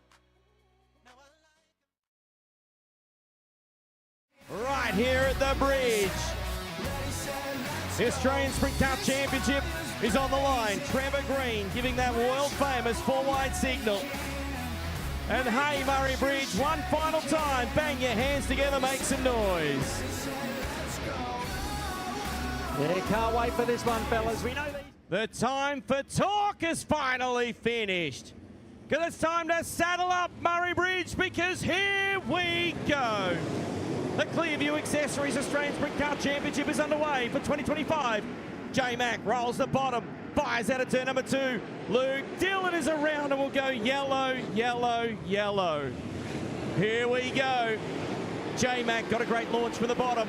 Boy Ryan Newton, Marcus Dumsney, McHugh flirting with 3 wide as they work out of turn number 2 for the first time. Into 3 and 4 they rip. Fanning out right through the middle. Your leader is McBatt. Grant Anderson clear in P2. Dumsney not hanging around to find out how good his car is as he goes after McHugh. Jordan Charge also ripping the top. The NT11, Warren Eakins owned and operated machine. Certainly pounding the lip. Ryan Newton on his inside. Dane Kingshot back to Chatty like Kerry Madsen in the 26. McHugh still maintains 3rd. Anderson 2nd. McHugh guards the bottom as Dumsney slides through. Ryan Newton follows him in. Jordan Charge works the top, so too does Dane Kingshot. Charge in P5. Jordan's working the outside lane. Still your race leader, just edging his way clear is James McFadden. Looking to become the first driver since 1990 to win the Classic Australian Sprint Car Championship double. Here at the bridge, He's working back to the main straightaway. 5 down, 35 to run for the 2025 championship. Looking good on the top side is J-Mac. Grant Anderson peppering away up there as well. Lockie McHugh's gone upstairs. Marcus Dumsney back in the 4th spot. There's a few guys behind J-Mac. Gavin White, they'll be wanting this lap traffic to hold him up a little so they can close that gap as he makes his way to 3 and 4 one more time. Hasn't he been clean? No doubt about this battle for third. Here comes Newton. The new Trent Holmes, number 66, goes by the defending champion. Lockie fires one in turn number 1. Great race for the Miners. Grant Anderson maintains P2. Newton still third. 4th is McHugh. 5 is Jordan Charge. Everybody on the main straightaway. Here comes Newton. Plugs the bottom. Rolls out of turn number 2 down the back straightaway. Oh, holy, that was close. Slides up to the wall is the 37 of Grant Anderson. 1 back marker between 2nd and 3rd. Still 4th McHugh. 5 is Jordan Charge. 6 is Dane Kingshot. Your leader is driving off into the distance. What a battle for that minor position, P3. Boy, bouncing off the ledge was the 1. The 66 comes back at him. Ryan Newton from the Sunshine Coast in the 66 goes by for P3. Grant Anderson stout in P2 as your leader has 25 to run. He's more than a straightaway up the road on Grant Anderson in P2 and J-Max large and in charge. Absolutely. Jock Goodger currently running in the 16th position as we go yellow. Yellow. Gavin White. Clearview Accessories replay coming up of all of that action down there in turns 3 and 4. Inglis going around in the 80. We didn't lose any starters at that caution period, so lap traffic will come up nice and quick and keep this race on in earnest. J-Mac fires that PCB number 23 like a shot from a gun at the restart. Look at Lockie McHugh. Put the move on Ando for 2nd. They go side by side, almost contact. Down into turns 3 and 4. Ryan Newton right up against the wall. He'll switch back to the low groove and try to get by Anderson for 3rd. McHugh to 2nd. Newton briefly into 3rd. There's Anderson. Huge crash. Huge crash for Grant Anderson. Nasty, wasn't it? Wow. Hey, Murray Bridge, I know that he's walking away from the scene and the paramedics want to certainly look after him, but again, can I please get you to put your hands together, make a little bit of noise for the gun, Grant Anderson. You can see Newton on the low side. McHugh there, just up ahead. They squeezed. Boy, oh boy. Look at that invert where it grabbed the right front and actually inverted the car. Gee, that is a car destroyer right there. So pleased that he's climbed. Look at that invert. Yeah, here's the onboard shot. This is going to be some very, very vivid pictures.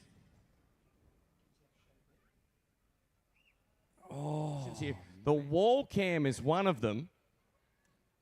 Gee, Clay-Per-View have been perched up everywhere here at the bridge this weekend. They've caught a lot. That was deep. Look at that car. I don't know how many times that I'll need to see it to realise that that is one of the most frightening wrecks. They work through turn number 3 and 4. McHugh was mighty at the previous launch. He drops to the bottom, has a good look at the tail of the 23X as they fire out of turn number 2. Newton under pressure from the 2 car. The KMS number 2 fires his way to the ledge in turn number 4. Guards the spot, slides himself. Here comes Marcus Dumsney. He's into the mix in P5. Goes after 4 on Newton. Grabs it. Newton being bumped to P5. Jordan Charge, Kerry Manson in the mix. He works his way into the mix. Newton 5, Jordan Charge is 6, 7 is Kerry. Will Carroll, Chad Eli boy, Kerry. He's coming after Jordan Charge. Great battle. Oh, Will Carroll got the wall. Fires his way into turn number 4. McHugh. Here comes the 2 of Dane Kingshot. Drops to the bottom. Drag race down the back straightaway. He's in hot pursuit of McHugh. McFadden continues to lead. Newton plugs the bottom. He goes after P4 on Marcus Dumsney. Right at the front of the field, J-Mac with Lockie McHugh for company. Almost both tagged the wall out of turn number 4. It's precision racing right up against the concrete. McFadden with a 6-car length break over McHugh. James's car looking a little unsettled through 3 and 4. He squares it up. McHugh's going to catch him. He'll make ground here. We've got 14 laps remaining. Only 2 car lengths separating them down the back straight. And traffic looming. The first of them will be Michael Stewart. Further up, Dylan, then Inglis in the 80. Marcus Dumsney coming on as well. Got the wing in the trunk, boys. He's coming up and he's into P3. He's got by Kingshot. He's on the lock. Oh, we've got a huge crash in front of the flag stand one more time. Jordan Charge, Chad Eli involved. And unfortunately, Matt Eagle has cut down a right rear in the 52. Bridge, Chad Eli walking back now. The helmet is off. How about putting your hands together one more time for Chad Eli? Talk about brave. You talk about committed. Front straight away. He can go any time he wants from about now. McHugh try and get on the ski rope and come with him to the right. Marcus Dumsney and Dane Kingshot. Everyone 5th on back. Got checked up a little bit. Ryan Newton's in that 5th position. Kerry Madsen will come after him. Brody Davis again impressive. So is Ben Morris. J-Mac to the high side as Madsen puts a slider aggressively on the 66 of Newton. Kingshot's upstairs. He'll try and get a run on Lockie McHugh down the back straight away in the battle for 2nd and 3rd. J-Mac's checked out again a little bit here, boys, as Kingshot goes to the high groove. McHugh still in the 2nd spot. Keep an eye on the 2. It's 1v2 into turns 1 and 2. Marcus Dumsney still peppering at the low side. Here's Dane Kingshot in a race for 2nd and 3rd. Right up the top. Touches the wall out of 4. Unsettles the 2. McHugh holds sway in the 2nd position. Riding the wall of death is Dane Kingshot. Spectacular action here at Murray Bridge Speedway. Yeah, let's watch him come off turn number 4. McHugh now just covers him on the low line. Dane's dropped to the bottom, although now switches to the top. In 1 and 2, Marcus having a crack on the bottom. Kerry Madsen, he's there in position at number 5, all over Marcus. He's starting to come on, but James, he's out in front by a quarter of a lap in the Brady Motorsport 23X. Is he set to claim his 3rd Australian title? Madsen now to the outside of Dumsney. Kingshot nearly into the fence. Madsen strikes. He goes past Kingshot and Dumsney. Kerry Madsen now up Flat into right rear 3rd. for Dane Kingshot. Right rear's gone away on the 2 car. Well, that's devastating, isn't it, for the Cricky Motorsport outfit? They'll be lucky to finish from here. He's headed to the infield. Heartbreak for them. It's still James out in front. Lockie in 2nd. Madsen 3rd and Dumsney in 4th, Gav. Boy, it's been a magic run from J-Mac. I'm not sure it's the most comfortable he's ever looked here at the bridge. But the PCB number 23 rips another lap off turn number 2. He thunders down the back straight away, this time by with 5 to run. What a run from Carey. He runs the top in turn number 4. Shoots down the main straightaway as McHugh's guarding the bottom. Lockie in the 1. The 26 of Carey. They'll drag race for P2. 4th is still Marcus Dumsney. 5 is Ryan Newton. Boy, they are running extreme outside and the extreme bottom here at the bridge. The Clearview Accessories Australian Sprint Car Championship is coming down to the wire. McFadden leads with 3 to run. Carey's gone by. Carey grabs 2nd. McHugh in a fight of his life for the Miners. Lockie drag races back off turn number 2. Into 3 they run wheel to wheel. This is for P2. 15 car lengths the advantage for your race leader, but it's on for P2. McHugh on the bottom. Carey pounding the top like a boss. 4th is still Dumsney. 5 is still Ryan Newton. This time by the white flag is out. 1 to run here at the bridge. Presented by Clearview Accessories, the 2025 Australian Sprint Car Champion. Works his way into 3 and 4. He fires the main straightaway, and J-Mac will win. An absolute classic one for the ages here at the bridge. And McFadden is the Australian Sprint Car Champion. What a race for the Miners as McHugh was gallant in the chase. Kerry Madsen again superb in the 26 for a top 3. Ryan Newton gets the better of that battle for P4, and 5th home will be Marcus Dumsney in the 47. Hey Murray Bridge, say hi to the new Australian Sprint Car Champion, James McFadden. Oh. I know it wasn't easy. Calculated we used a number of times, measured we used a lot. And here comes the 23X. We need the green light. Let's watch for it.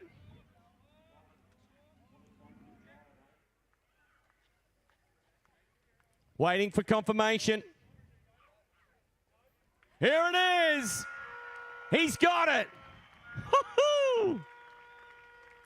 And how's the sportsmanship from this guy?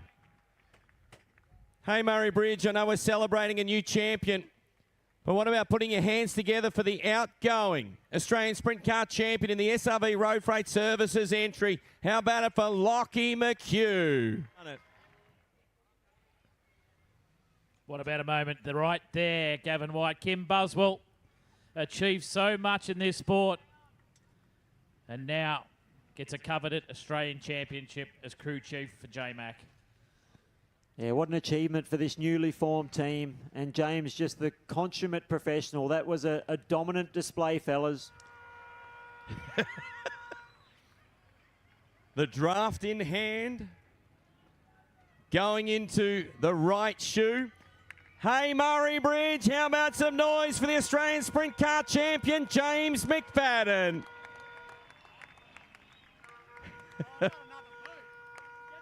There's another boot. That's a collector. Unbelievable. Come down here, Harry. The car was good. Murray Bridge, I present to you the 2025 Clearview Accessories Australian Sprint Car Champion, James McFadden.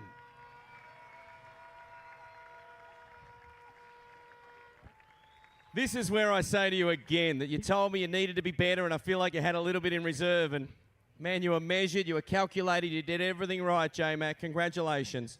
Holy shit, that one's going to look good on this thing.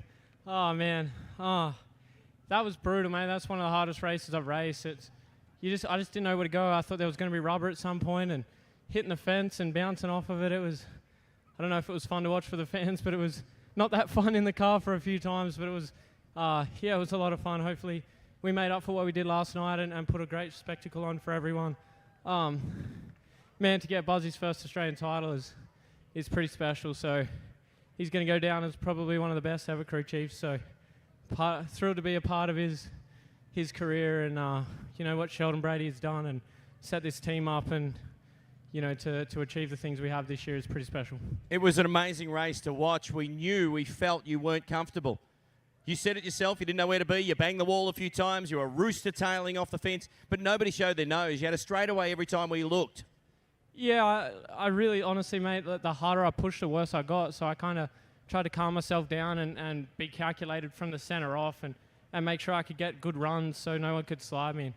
I knew Lockie would have been pounding it. You know, we got to the back markers there and I kind of gauged myself off them and I could move around really good, so I knew we had a great car, but man, what a feeling. What a feeling this is. Having the one on the car is pretty special, mate. You know, you're a kid growing up watching Rushy and Brooke Tatnell and Gary Brazier and Kerry and guys like that, and now to be a 3-time is pretty special. I hope Sheldon's realised the legacy that he has built with the 23 car and what we've achieved this year. And it sucks we don't have something like World Series to try and go for the 3-peat, but we're super happy, mate, and Sheldon's put everything into this deal. And come on, folks, one more time. Your Clearview Accessories Australian Sprint Car Champion here at the bridge, James McFadden. What a moment. What an event. What a race. I want to move into the runner-up position. I know we're sitting right up here on the main straightaway. James was real fast, and he was running the cushion good, and yeah, we're still having some power steering issues. I don't know what we got going on there, but yeah, kind of surrendered on the top towards the end there. I couldn't really hold on to it anymore up there, so yeah, just sort of went down to the bottom. There was a bit of rubber there, and those last few laps sort of started to get rolled pretty good, and sort of caught back up to him a little bit in those closing laps. But you know, James and Buzzy, they've been really fast this whole last week, so they definitely deserve to get this one. Yeah, I come alive there the last bit, and it was like, shit, I got a chance here. I was racing lucky, got him, and Bubba Liberty got me back, but I thought we were pretty good there, right? We were on 5 or 8 to go. But really happy with the run we had to get up to a podium, which is really great. Can't thank Diamond Bay Motorsports enough. Paul, Steve, the crew, Josh, Cameron, Brady, just a great team. I want to thank Stephen Begum, Geotech, they're here watching, and Devil Race Karts, absolutely. It's such a great little team. I really enjoy being a part of it, and I appreciate the opportunity they've given me. And I really want to say hello to my wife back home in Iowa, where it's cold. And I really want to thank the race fans and everybody involved for sticking this out. And, you know, obviously last night what we wanted, but what a main that was, and hopefully that made up for it. And congratulations to Team Brady and James, the best team at the moment. So probably deserving A1 champion.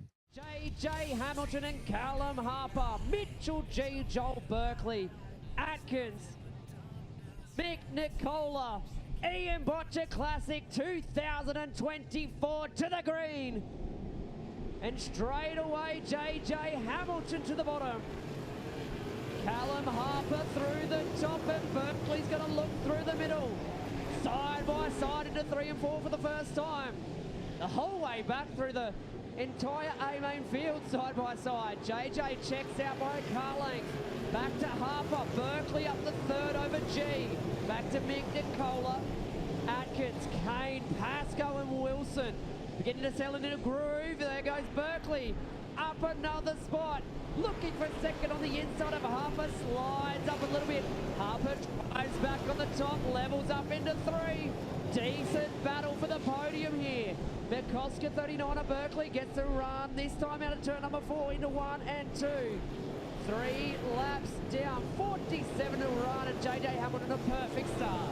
This one is a bit of a marathon though. 50 laps a journey. Here comes Trent Wilson on the outside of Darren Kane. Trent Wilson, the car making momentum on the top side. Zach Brims gets up there too. Hamilton, still your leader with 6 down, 44 to run. Wilson has made his way to 6th position. Now he closes in on the back of Mick Nicola. He's in this battle for 3rd position. Harper under pressure has Mitchell G, the defending champion of the Ian Botcher Classic, right behind him. But Trent Wilson, the man to watch right now, just locks it into P5. Looks to the outside of Mick Nicola, in front of him Harper and G side by side. Wilson has the car past Nicola. The V3 on the inside, no answer to the high side. Movements of the 44. You want your race leader though, JJ Hamilton. Under a little bit of pressure now from Joel Berkeley. The 48 had a fantastic jump on the start, but now really closing in this battle for the lead. Zach Brims right on the top side, and the tail of this one through the bottom of your shot. Battle absolutely everywhere on this track, still 3 wide for the Miners. So we're closing for the lead. You can see the car all over the racetrack through the field. Closing up for the lead, closing up this battle for 3rd and 4th. There's your leaders, Hamilton and Berkeley. G now has Wilson all over the back bumper. Hamilton in traffic, goes past Dalton, the first car to go a lap down in tonight's feature race. The 81 just rolls to the top of the racetrack, Trudge. This battle for position number 3, the Titan Garages and Sheds 11, last year's winner Mitchell G. With some company through 1 and 2 this time. Your Isuzu Trucks car battles to the high side. Jai O'Brien pulls in on the 99. We stay with the battle.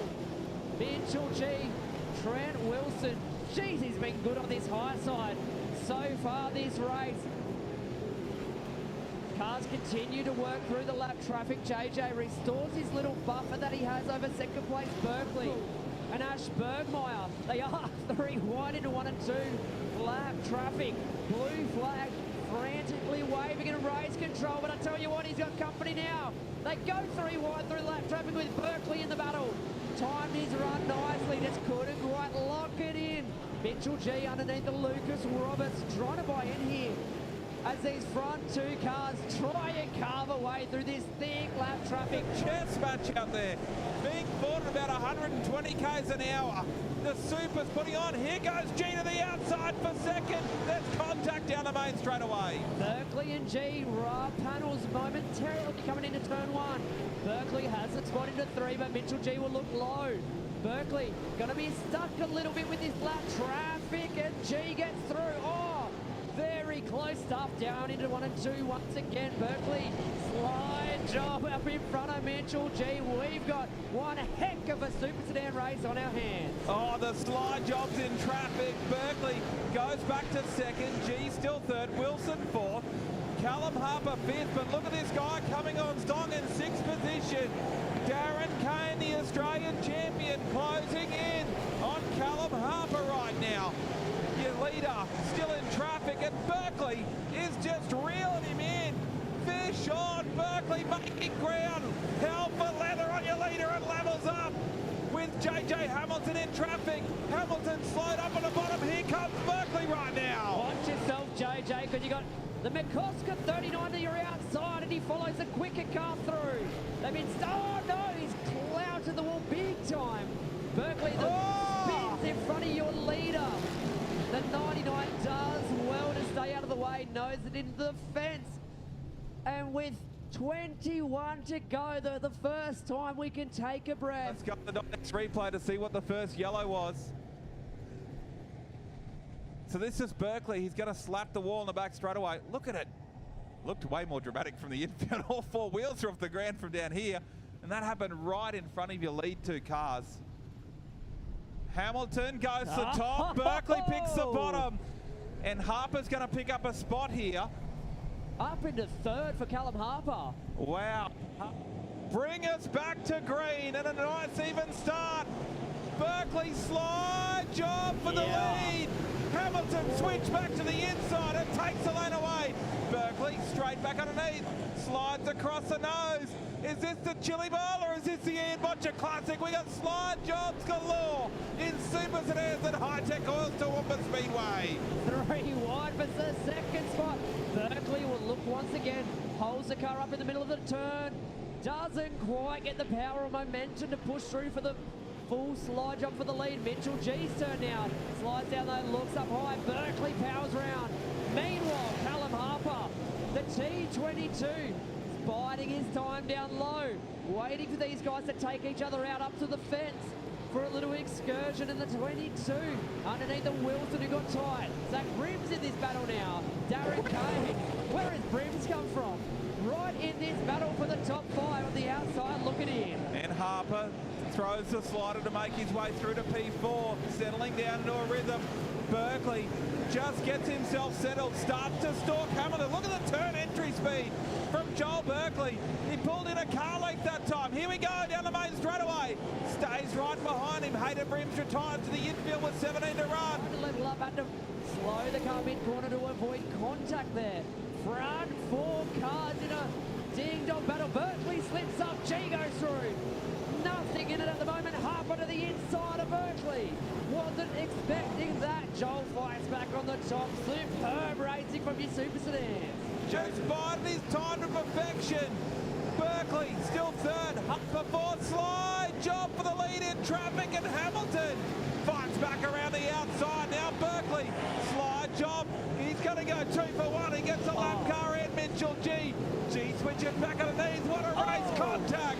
Down the back straight away. And now all of a sudden the race is off the Richter scale. Oh, Berkeley rolls the car across the nose of G. Meanwhile, while these two are going at it, oh, Super Sedan slide job through lap traffic. Take me now. I've seen it all. Look at the way Joel Berkeley backs it into the cushion. Toowoomba's not half bad at the moment, race fans. Right.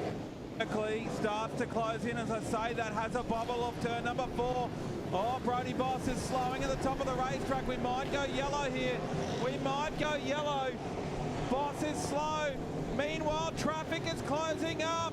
Berkeley, a little look to the inside of Hamilton. Darren Kane has stopped as well. Kane has stopped on the main straightaway, and we go yellow. What will this young star at the front do? He picks the top side again. Oh, Berkeley on the bottom. The Ian Botcher Classic is back to green. And Berkeley is going to throw the slide. Oh, the car's broken. Oh no, JJ Hamilton is in the concrete. Can Hamilton continue? The Dondex replay. I almost thought the car broke, Bordy, but I think he just... Oh, he grabbed the inside concrete. Oh, no. That's why it slid up the track at a rate of knots. He grabbed the inside wall. We saw earlier today that inside lip where the clay's built up, where it was so wet. See the car lift up, catch straight ahead into the concrete fence. And Berkeley in the infield. Hamilton goes to top. Mitchell G goes to the bottom. He'll restart on the inside pole. Look at Sean Black.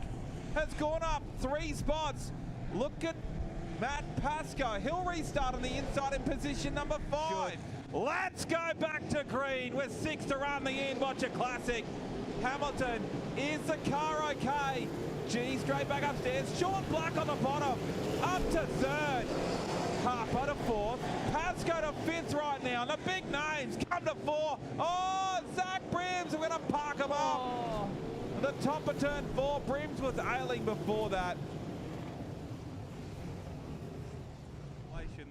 The positive side is JJ's still rolling around out the front. Just grab that inside concrete, just trying for everything with that slider. Geez, it looked like a fun race between you and Mitchell G and JJ at the front. That looked like a lot of fun out there, mate. Yeah, that was a ball. I buggered up and tagged the inside wall, and I don't know. Apologies to JJ. I hope he can go win this deal because I almost took him out of it. But all on me. Brady gave me a ripper car. We'll just tad snug over in 1 and 2, but we'll pretty good. And felt like we had a shot there. We just got a bit screwed over with the yellows, but it's just racing and that's how it goes. So the Inbotcher Classic. Can JJ Hamilton exercise the demons and hang on?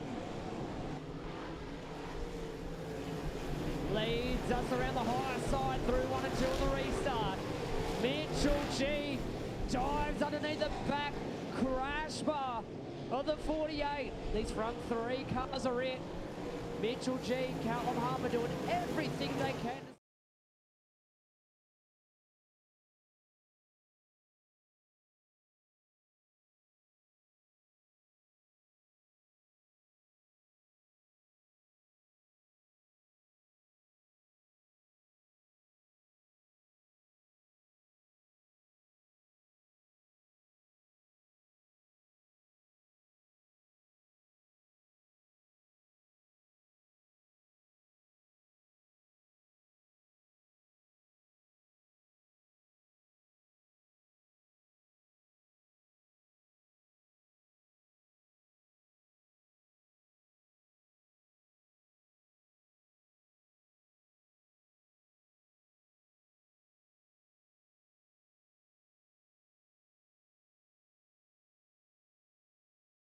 Thanks. How's the meal? Beautiful, lovely steak. It's time for us to get into the second set of awards, Hall of Fame for the first section.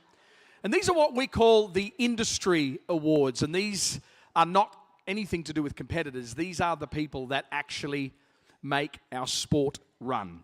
And so we love this. From a sport development officer role, which I take care of Queensland. My good mate here, Nev, looks after Victoria and Tassie, and you're going to get to meet our staff as they come up tonight to help present these, because these are the people that we deal with all the time. In fact, we spend more time talking to these people than we do really to competitors, because the competitors talk to their own little governing bodies. Well, not little, big governing bodies as well. So we're about to find out some really amazing contributors to our sport. Can you do me a favour to come and tell us who the finalists are for this first award? Would you please put your hands together for Mildura's own Mr. Nev Ross? Well, what's the name of that alcohol place that looks like you're from the logo from? Ned's Whiskey? That's it. That's not alcohol place, it's actual product. Mate, it's been a massive, massive year. It'd be fair to say we're pretty proud of our people.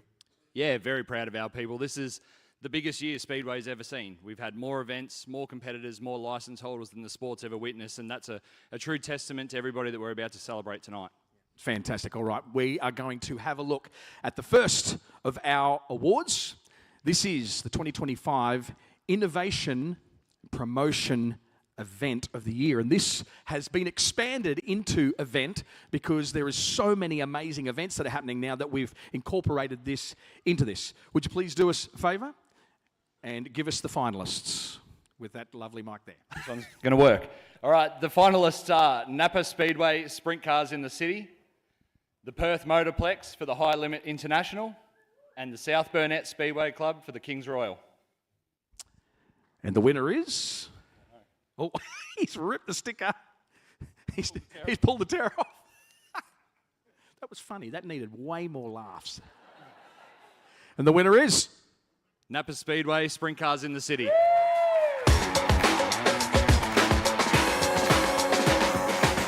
In 2024, the Velo Adelaide 500 celebrated its 25th anniversary, introducing the Napa Speedway Sprint Cars in the City as part of the celebrations. For the first time in history, a temporary speedway circuit was built in Adelaide's CBD. Fans packed the temporary venue on King Rodney Park Cricket Oval inside the Adelaide 500 circuit, witnessing Speedway on a purpose-built dirt track, attracting a diverse audience of motorsport enthusiasts, corporate partners and casual attendees. This bold initiative, driven by the South Australian Motorsport Board in collaboration with Sprint Cars South Australia, showcased Speedway's versatility, engaging a wider demographic and elevating the sport's profile nationally and internationally.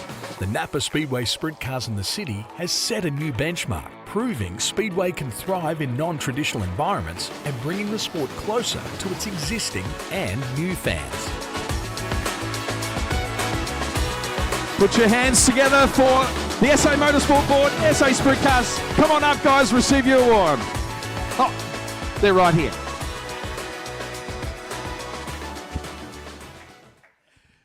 Well. This is cool. Is it fair to say, apart from Napa Speedway in the City, Beck, that this is the first Speedway event you've been to? Correct. And it's amazing. What a beautiful community of people. Everyone's very friendly, and I thought the Hall of Fame was fantastic. Oh, that's good. Well, we've got you in now. You're part of the family now. No doubt there is a lot of people to thank for this. It was a big effort. It was, and I guess just on behalf of the South Australian Motorsport Board, I just want to thank Speedway Australia and everyone that voted for us to win the award tonight. We really try to bring new initiatives to the event every year that elevate the spectator experience, and Speedway absolutely delivered that for us last year. And there was lots of people involved, so just quickly I want to thank the organising committee. I want to thank Adam from Sprint Cars SA. I'd like to thank Napa, our naming rights partner, and just all of the teams, the drivers, the volunteers, everyone that got behind it. We really, really appreciate it. It's so fantastic, and what an amazing opportunity it was for us. Gnomes, you worked so hard on this. Be honest, what was your first impressions of the Speedway community? I have to say I'm a newly converted Speedway fan, so I had no idea. I went up to Murray Bridge, probably I think it was September or something, and saw one and went I'm in, we're in. Let's do this. You're like a full convert. That's so good. I'd love to, there's so much to know about this story, and really this has been a gift for us. Nathan Kaiser, he's got this half grin on his face here, but mate, this original idea, I think actually was a conversation between you and Brent Kratzman, yeah? Yeah, and it was Matthew Goff too, who's part of the Adelaide 500, or BP Adelaide Grand Final, as I should call it. Yeah, so it was the three of us, and yeah, it took off from there. It was amazing. Did you think, shouldn't be too hard, couple of fences, couple of concrete walls, bit of clay? 3,800 tonne of dirt, 120 concrete barriers and fences. No, it wasn't that hard. It wasn't that hard. And you had some good people putting that dirt in there too. Yeah, absolutely. I mean, I see Perth Motorplex up there, and these two gentlemen down here, Gav and Mikey, were unbelievable to work with. Liz Weaver, you guys are very lucky to have a lady like her. She is outstanding. Ian Cartledge, I think, isn't here tonight, but he was amazing.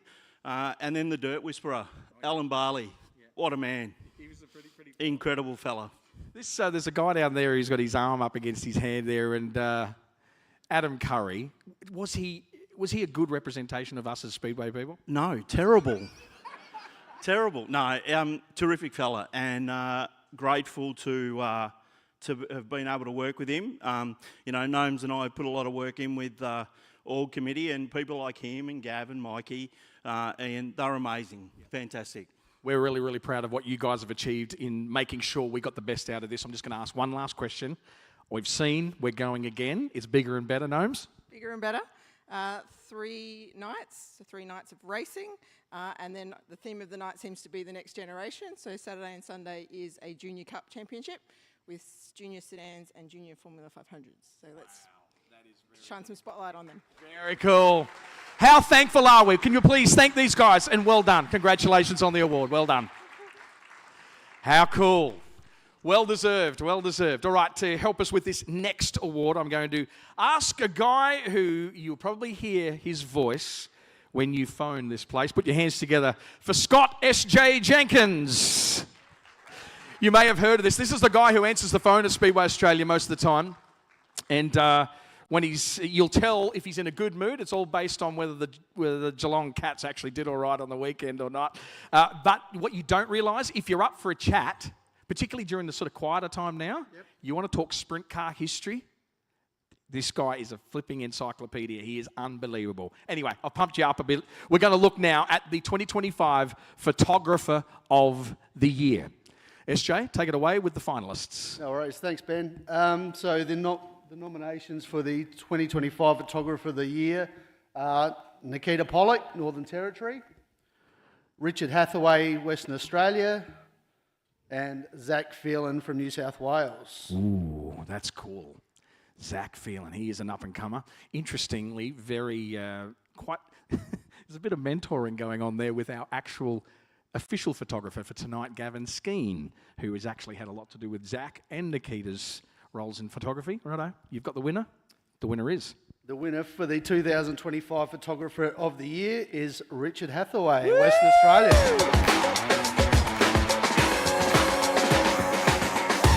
Despite the Photographer of the Year award recognising a different winner every year since 2016, West Australian Richard Hathaway is now the first two-time and back-to-back winner after claiming the prize last year in Melbourne.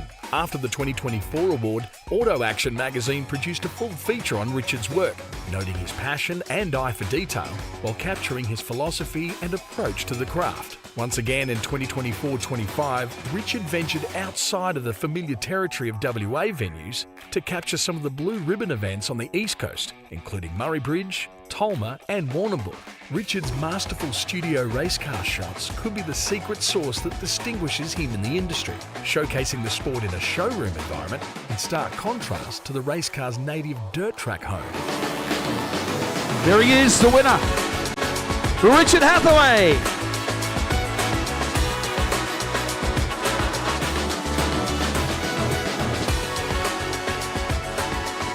Is this a look, or is this because I just got to, this is the Elvis look here. Let's look at the good. Come on out here, mate, so everyone can see you. First time somebody's got this back-to-back and two times. Yeah, I thought once will be enough, but yeah, grateful to grab it again. Thank you. It's pretty cool. There's a good relationship with photographers across Australia, and dare I say it, particularly the guys like you who are up at that next level. It's amazing the way you talk together, encourage each other, and just get the best out of each other. Yeah, we're all good mates. Like everywhere we go to, we all have a good chat and whatever else. And if we miss a shot, hopefully someone alongside us got it with no bagging out or anything like that. So no, we all get on pretty good. You're pretty passionate about presenting our sport the way it deserves to be. What motivates that? Just to lift the level. Like it's a great sport. The studio stuff that I do, it's to bring the sprint cars into the V8 sort of era, like with the level of promotion work that they get, and our sport deserves it. It's the best we can do it, so yeah, that's what I try and do. Absolutely, no doubt there's people to thank, mate. The big ones like home track there, Gav and the crew there, they put it on. Mikey's, I'm walking around with an angle grinder and he's like trying to chase me out of the joint because can't get the good angles without a hole in the fence somewhere. So we try and do that, but we know that we're not allowed to. So having to lift the game there, going remote cameras and stuff like that, trying to get the shots there. So I promised the boys to give them a shot that we got there with high limits. To my detriment, it was 52 degrees on the track at the day that I was making up some holes in the fence and a little cage to make it all work and all that. But in the end, we got the shot, so it was worth it, and something to go forward for the next year with the high limits coming over especially. Good shots for promoting stuff, and to go to the government to say, hey, look, we need more money to make these events, and that is bumps in the seats in the crowd, So you get those sort of shots and you got a full crowd, it just makes it easy for Gavin, those sort of guys to, let's make this event bigger and better. I love that. See, the whole point is that he's constantly thinking about how to resource the sport. You pick that up, it really is amazing, and your mates and all of your colleagues across Australia are all the same. We're just so thankful for every single photographer we have in this sport, and you're leading the way, mate. Thank you. No worries, thank you. There it is, Richard Hathaway, ladies and gentlemen. Cool deal. All right, we're going to move into now volunteer official / marshal of the year. And to do that, I'm going to welcome up a young man from Western Australia. Would you please welcome Mitchell Berliner? Oh, mate. Honestly, I think there's way too much banter that goes on. Come on out here a little bit. It's been a big year. A lot of development with you and Nev doing the junior stuff around Australia. It's cool. It's cool. We talk about the future of our sport, and without those kids getting involved and us nurturing them, we don't have future races, we don't have future officials, we don't have a sport. So to get around to 12 different locations, from Tassie right up to Broome in the north of WA and everywhere in between has been really cool for Nev and I, but a brilliant opportunity to develop the kids in our sport. Yeah, I actually had a phone call from 2 actual track operators in Queensland who hosted the whole junior development concept, and some were a little skeptical. So it's like, whatever, you know, okay, yeah, let's do it. And then both of them rang me after, and so these guys would do the program on a weekend that was usually not long before the actual kids got to race in competition. And both times, the feedback from the promoter was, we cannot believe how different, how much cleaner their racing is, how much faster they are, and how much better it was to watch. And so you're kicking goals. We are. A kid up in Cairns it was, Jai Cottrell, he first race out this season, he won the feature in the top stars, and he was a new star, knee-high to a grasshopper, started last season for Cairns up there, and they're doing great things, and our kids right across our junior classes, whatever it might be, are doing a fantastic job. Very proud. He's just like a dad, isn't he? All right, we're going to get on with this. We're going to go into volunteer, official, marshal of the year, and the finalists are... The finalists for the 2025 Volunteer, Official or Marshal of the Year are Pam Franz, Speedway Sedans, Queensland; Jerome Sutton, WA Chief Steward; and Adam Curry, Sprint Cars South Australia President and Race Director. And your winner is... The winner of the 2025 Volunteer, Official or Marshal of the Year is Adam Curry, Sprint Cars South Australia.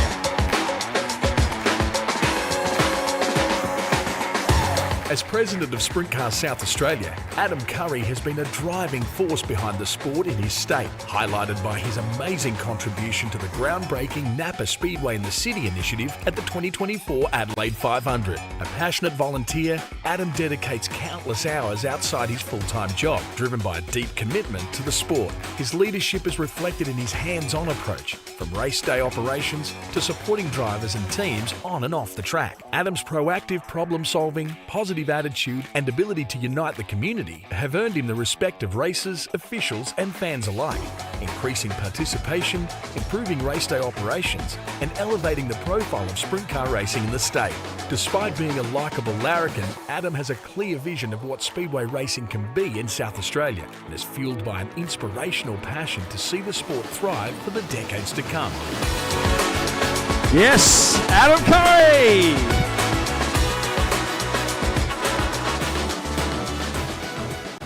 All right, step forward here. So I know what's going through your mind right now is, everyone's going to think I got this because Liz is my partner. Well, I feel it's a setup because... Yeah. And this is probably why Nathan didn't even mention me in his speech, because he knew I was going to have my own. Yeah, no, it's mind-blowing. It really is. Yeah. Okay, so, I mean, just for the sake of it, clarifying it, the reality is this goes to a board of judges, and I want to say this for your sake, because I know they'll be like, oh, what? But the reality is you were chosen because of the level of commitment. Did you have any clue how many hours you were going to spend when you took on that job of SA President? No. No, nothing. I mean, yeah, we just... You know, like I was a competitor, I was a car owner, I finished all that and decided that, you know, South Australia, they needed a hand. So I decided to do the job. did not even think how many hours was going to be in it, but I'm just so thankful that there's so many people around me that that also help out. You know, like, this isn't me. This is a good team of people. You know, I've got, just in South Australia, Terry Barry, who, you know, he's there every weekend. He helps. We've got an amazing group of people, but yeah, look, it's a big haul. I didn't understand it, but yeah, we put in and yeah, tried to help out. He's right on the edge, isn't he? There's a part of me as his mate that just really wants to take him over the edge into tears, but it wouldn't be fair. Some people, you've obviously already acknowledged Terry, some other people to thank.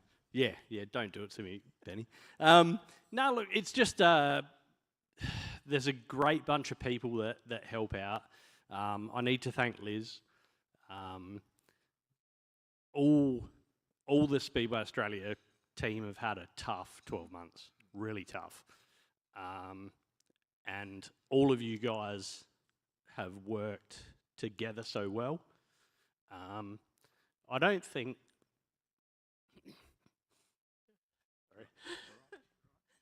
I don't think people realise how much these guys have been through. As a group, there's 7 people that...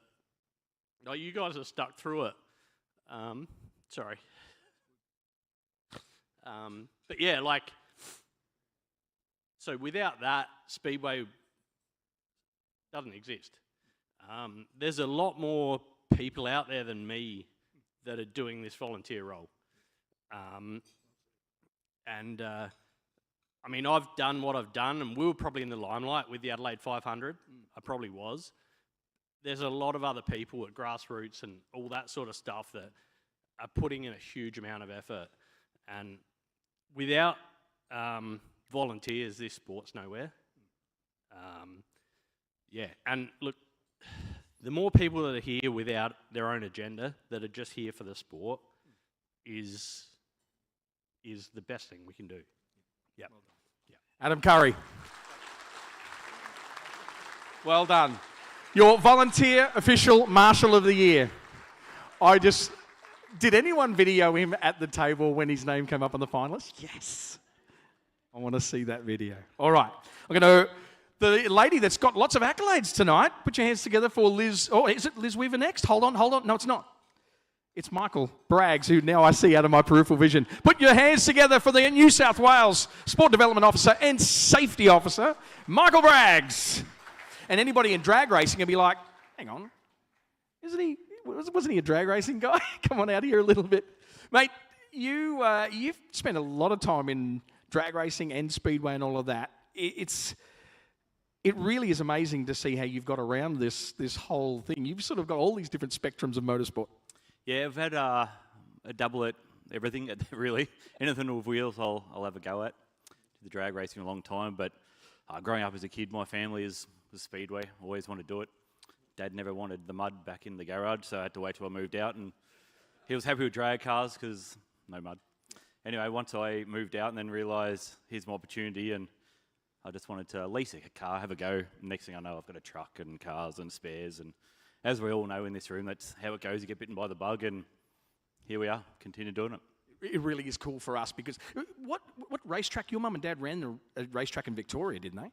Yeah, Granite Park Raceway in Seymour, Victoria. It was pretty wild, big, massive. I don't know, it was about half mile, I think. No fences, and you'd end up in the bushes. And how old were you? Probably till I was about 5, I think. My mum used to be the commentator, so they'd bring her car around. She'd walk down the stairs, wouldn't commentate the ladies' race, come back, commentate, and then I'd be up in nappies in the tower lap scoring. Yeah, brilliant. He's a decorated lap scorer as well. Brilliant. It's so good having a racer on our staff because it just gives you so many different insights. This is the guy who says nothing in the staff meeting, until we go, all right, we're decided then. And he go, yeah, but what about, and we go, Braggsy. And it's always what we end up going with, right? But anyway, that's the sort of guy he is. Mate, can you please help me out here? We're going to go to the Media Award. Is that right? Is it the right one we're doing? I think we're on the wrong page. Yeah, we are. We are actually on the wrong page. We're going to go to the media person group outlet. That's right. Like the one? All right, step up there and give us the finalists, please, sir. Not sure how you work up here with these lights pointing on you, but anyway. The 2025 media person group or outlet finalists are Ben Jordan, Hour of Power, Dean Neal, Night Thunder, or Cody Smith, Codeman Racing. Your winner is? And the winner is the 2025 media person group outlet of the year is Dean Neal, Night Thunder.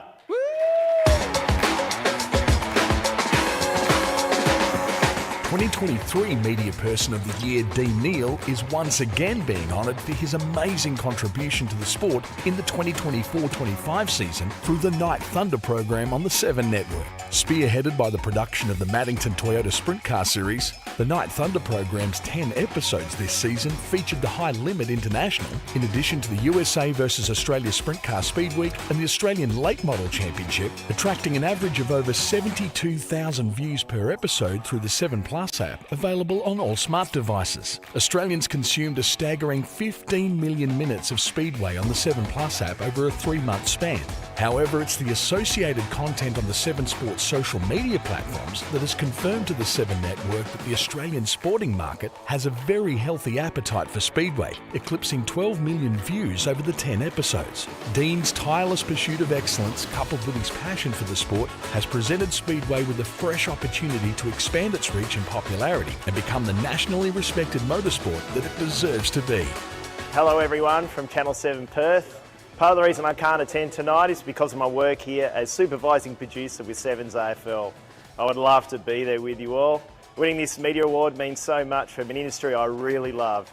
Thank you 7 Network, Head of Sport Chris Jones, Andrew and Powell in Motorsport, Kirsty Bradmore on the digital front, and 7 AFL boss Gary O'Keefe for their huge support and behind the scenes belief in Night Thunder. They've all told me this is a world-class motorsport coverage, let alone for Speedway. To everyone at Perth Motorplex, I know you'll get sick of hearing Gavin Mygrove's name tonight, but he and his team are best of breed and a key part of our success. Jeff Kendrick, Marcel Brazer and the Sprint Car Entrance Group, thank you so much. Our sponsors, 7 Sport, Maddington Toyota, Asphalt Recyclers Australia and Scarterfield Smash Repairs, I'm so grateful to you all. To Christian and his show screens team, without you this production would not exist. Hugs to you. Our commentary team are top notch, led by Matt Nolte, Chad Naylong, Greg Rust, as well as the brilliant track announcing team. Awesome work, guys. In closing, I can confirm that we're likely to place a number of live Night Thunder coverages on free-to-air TV around Australia next summer on the 7 Network. This will be history in the making. Live Speedway on free-to-air linear TV, as well as 7 Plus. Exciting times ahead. Thanks again. Dean Neal. And to accept the award, Veronica McCann. Red hot running.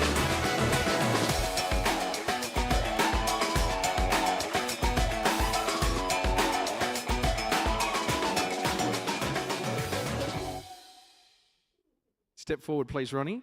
This is cool. You and Dino are good mates. Definitely. He actually gave him my nickname, so fun fact. There it is, Red Hot Ronnie, who's also getting back in a sprint car. But that's a story for another time. We're very proud of what he has achieved and the whole team. Yeah, those numbers that just came up on the screen are absolutely incredible for a state-based series. So you really have to look at what Dino's basically spearheaded, and with the support of 7 Sport and what, you know, Gavin Mygrove, Jeff Kendrick and Marcel Brazer, like, it's phenomenal what they've got going on and the team of people that are backing that. And the Maddington Toyota Sprint Car Entrance Group, man, it's damn cool to be a part of it. And even more, you'll be driving in it. But that's another story. So, one last question. He said something there about likely. It's such a Dino thing to say, mate. It's pretty likely, mate. He goes, you're likely to get some free-to-air. Now, we understand that everything's free-to-air now because it's on the app.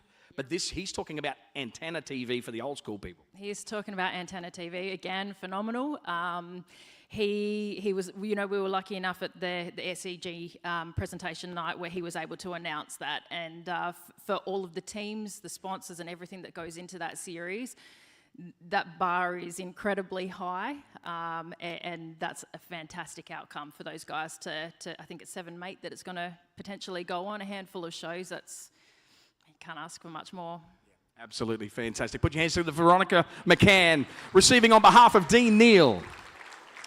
As now, we welcome up to help us out. She's got a lot of mentions tonight. We're going to bring up for Track of the Year, put your hands together for Liz Weaver, who I think has probably visited more racetracks than anybody in Australia. We almost need to set up a passport type thing, because this is the girl who comes and does most of the track inspections, and it's been a big year. It's been a huge year. I work with a fantastic team of staff, and I'm very proud to be involved in this great sport. I was born into it, and I can't thank everyone enough who participates in our great sport. Brilliant. We're all on the edge, aren't we? Let's just get over here and get this done. All right, we're going to go into what I believe to be the most improved track of the year. Let's have a look at the finalists. So our finalists for this year's Most Improved Track of the Year are Tolma Speedway, Bordertown, South Australia, Manjimup Speedway from Manjimup in Western Australia, and Alexandra and District Speedway in Alexandra, Victoria. The envelope, please. It's nice and quiet, isn't it? The winner of the Most Improved Track of the Year is Tolma Speedway, Bordertown, South Australia.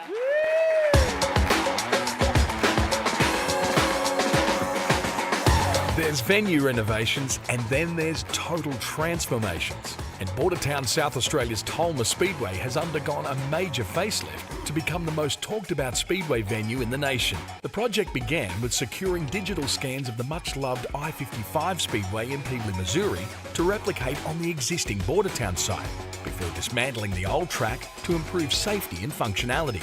Engineers redesigned the track, requiring 150,000 cubic metres of dirt to reshape the surface, before adding new concrete walls, catch fences and Velo LED lights, alongside electronic flags and a modern PA system for better race management and fan communication. The redevelopment was funded through a combination of a $1 million government grant and $2 million in in-kind donations from the local community, with volunteers contributing their time and skills. The project faced challenges, especially securing funding and starting the rebuild. However, the involvement of young volunteers has been a key aspect, ensuring the next generation is invested in the sport's future in the area.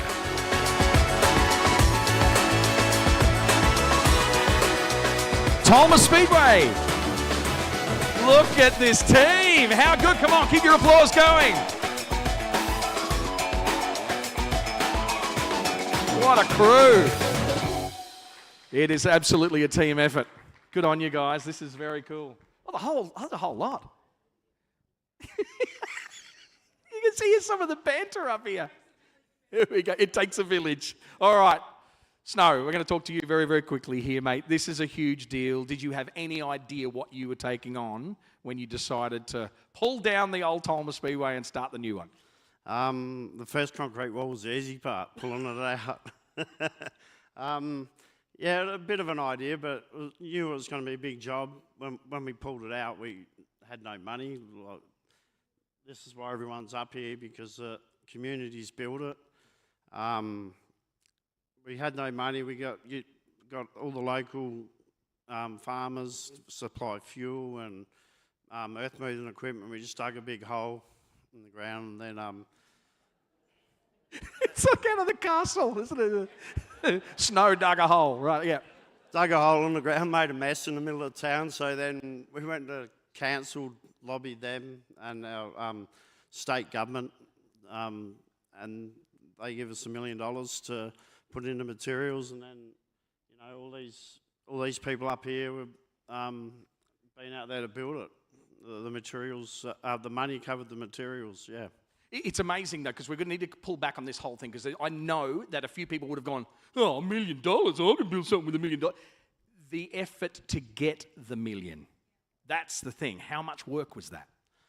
It was pretty challenging. Like, there was change of government, federal and state, so we were nearly over the line with that, and then that all changed, and then, it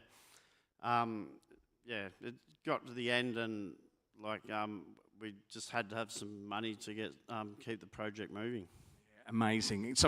I get the impression, I get the feeling, and talking to some of you guys, like there's been some dark nights of the soul in this process, some nights where you felt really defeated. Yeah. To get that money, like we didn't have that. Like, you know, we were able to put good lighting in and buy good materials to build it. So if we didn't get that money, we were going to have to, you know, start looking at second-hand material and, yeah, just hustling and bustling to try to find it. But that million was huge. Absolutely huge. All right, I'm going to... How good is it having these... Did you see the photos of the young volunteers? How cool. You need to show some appreciation because, let's face it, this is not common. Which one of you guys is going to tell me something? Who's happy to chat? Hilton? Yeah. Who's talking? Yeah? I don't know. Just step forward for me. Mate, what drew you to this? Because most people your age are out or they're on a screen or they're doing something, but I've seen you guys did a lot of hours. Yeah, it was challenging for all three of us, but I guess with everything we got to learn over the way and the experience that we'll have for the rest of our life is something pretty cool to have. Yeah, it is cool. You get some skills, you learn some skills like a bit of welding. Yeah, we learned a lot, and not only like the on-hand stuff and a lot of, I know, just everything involved in it. We were all there like every night, and Jack especially and Cooper, and yeah, it was pretty cool. It is very, very cool. Snow, one last thing I'll get you to, obviously there's some other people that you want to thank as well. Yeah, like our whole community, our local council, our state government, Speedway in SA's got a bright future, I think. The Adelaide 500, like how cool was that? We want to run the weekend before it, Mount Gambier, Bordertown. Yeah, before that 500, you know, ACDC at the 500 is pretty cool for our sport. It sounds like you're more interested in the ACDC part, but that's all right. That's all right. Is it possible, Case, could we organise him to get on a guitar? Just for, yeah, you can do it, you can make it happen. All right. There is so much of this story to tell, and also acknowledging, of course, the other finalists. There was quite a few tracks that had put in a nomination for Most Improved, which is we all benefit. Yes, these guys get the win tonight, but so many tracks across Australia have really dug deep to really improve their facilities and make it a better user experience, and you guys have led the way. Absolutely inspirational. Yeah, our next challenge is to, you know, we're building cars for these kids now. Like, we probably haven't done a lot up the track, but we're getting old cars, we're cutting them in half.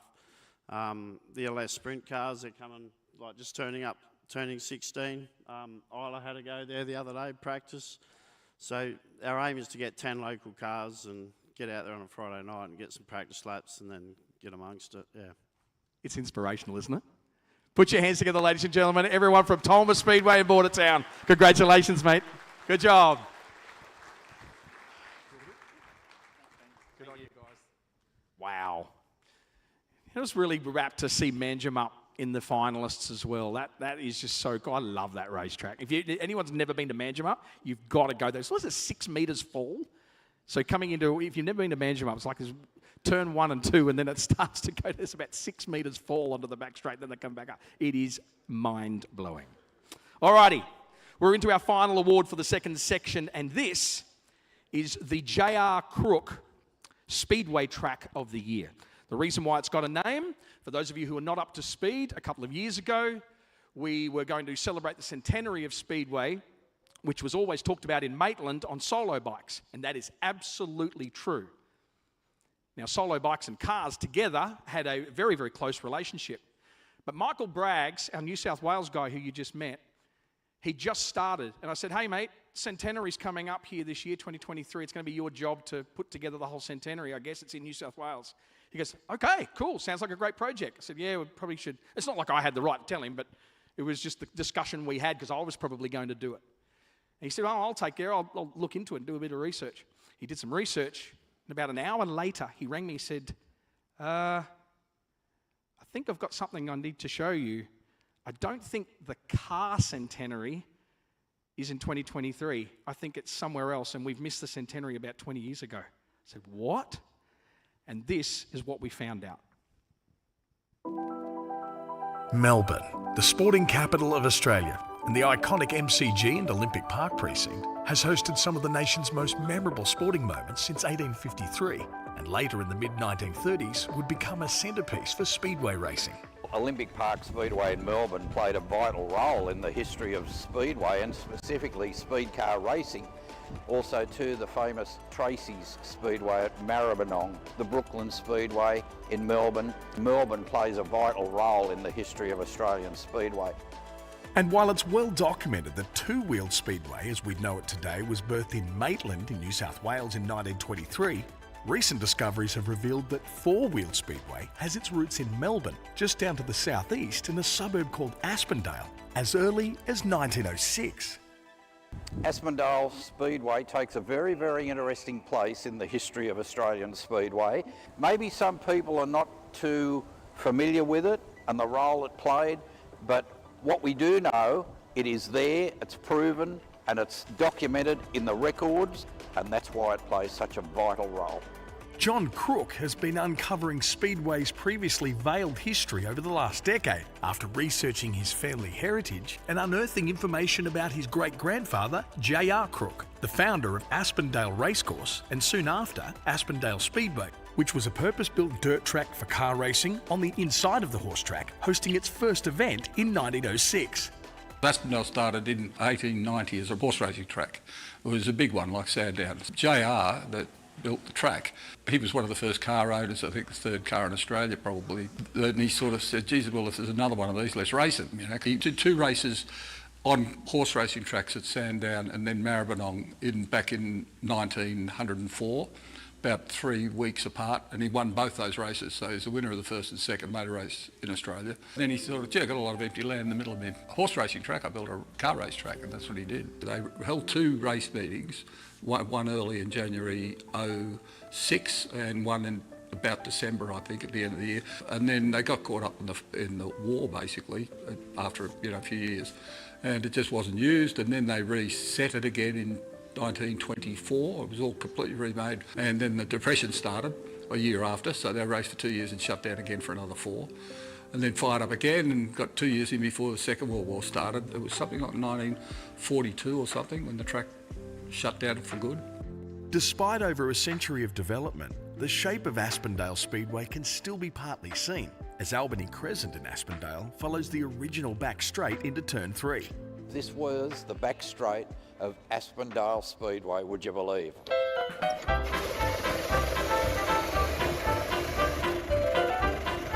The layout of Albany Crescent, as it is to this very day, is exactly the same line as to what was the back straightaway of Aspendale Speedway. The discoveries have drawn the interest of some notable speedway identities who are very familiar with Melbourne's southeastern suburbs. The legendary Ray Nipper Lacey and his 1987 Australian Sprint Car champion son, Brett Lacey. He couldn't believe it when I told him originally that this was where the first speedway started. He couldn't believe it. So to come down here today and to sit him in this 1916 Ford, he looks pretty much at home. I reckon he's having a good day. This speedway is the heart of everything, you know. Looking down and then turning left at the end of this road, you'd get a bit of speed up. You would, yeah. To think that this is actually the back straight of our first speedway and it's still here is amazing, yeah. This is all different, it's a residential area now. But when we cast our minds back in history, this is a very, very significant area of Australian speedway history.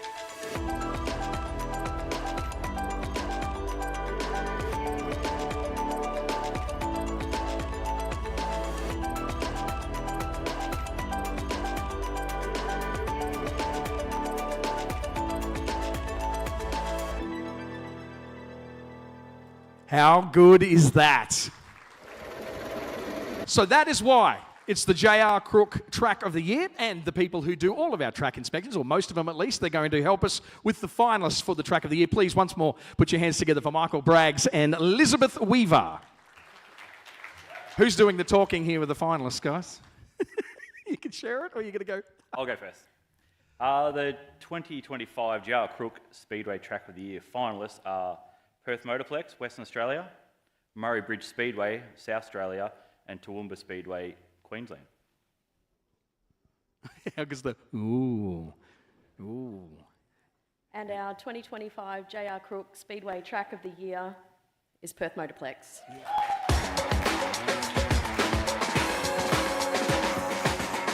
Just when you thought the Perth Motorplex had reached its peak, the visionary management and team have lifted the bar once again in 2024-25 to be awarded Track of the Year for 3 consecutive years. Highlighted by the introduction of the High Limit International Sprint Car Series featuring global superstar Kyle Larson, the venue continued to build their annual events such as the Late Model Nationals, Mr. Sprint Car Nationals, and the massive USA vs WA Sprint Car Speed Week, along with the Cricky Boys Shootout, King of Wings, the John Day Classic, and the Australian Late Model Championship. The Motorplex has also introduced My Race Pass for fans while connecting with the younger generation through Coney, the radio-controlled safety cone that has become one of the best-selling merchandise items in the state. The collaboration with the Night Thunder free-to-air television broadcasts on the 7 network has also enjoyed increased viewership across Australia, re-establishing the Motorplex as a bucket list venue for racers, teams and fans alike. Put your hands together for the Perth Motorplex.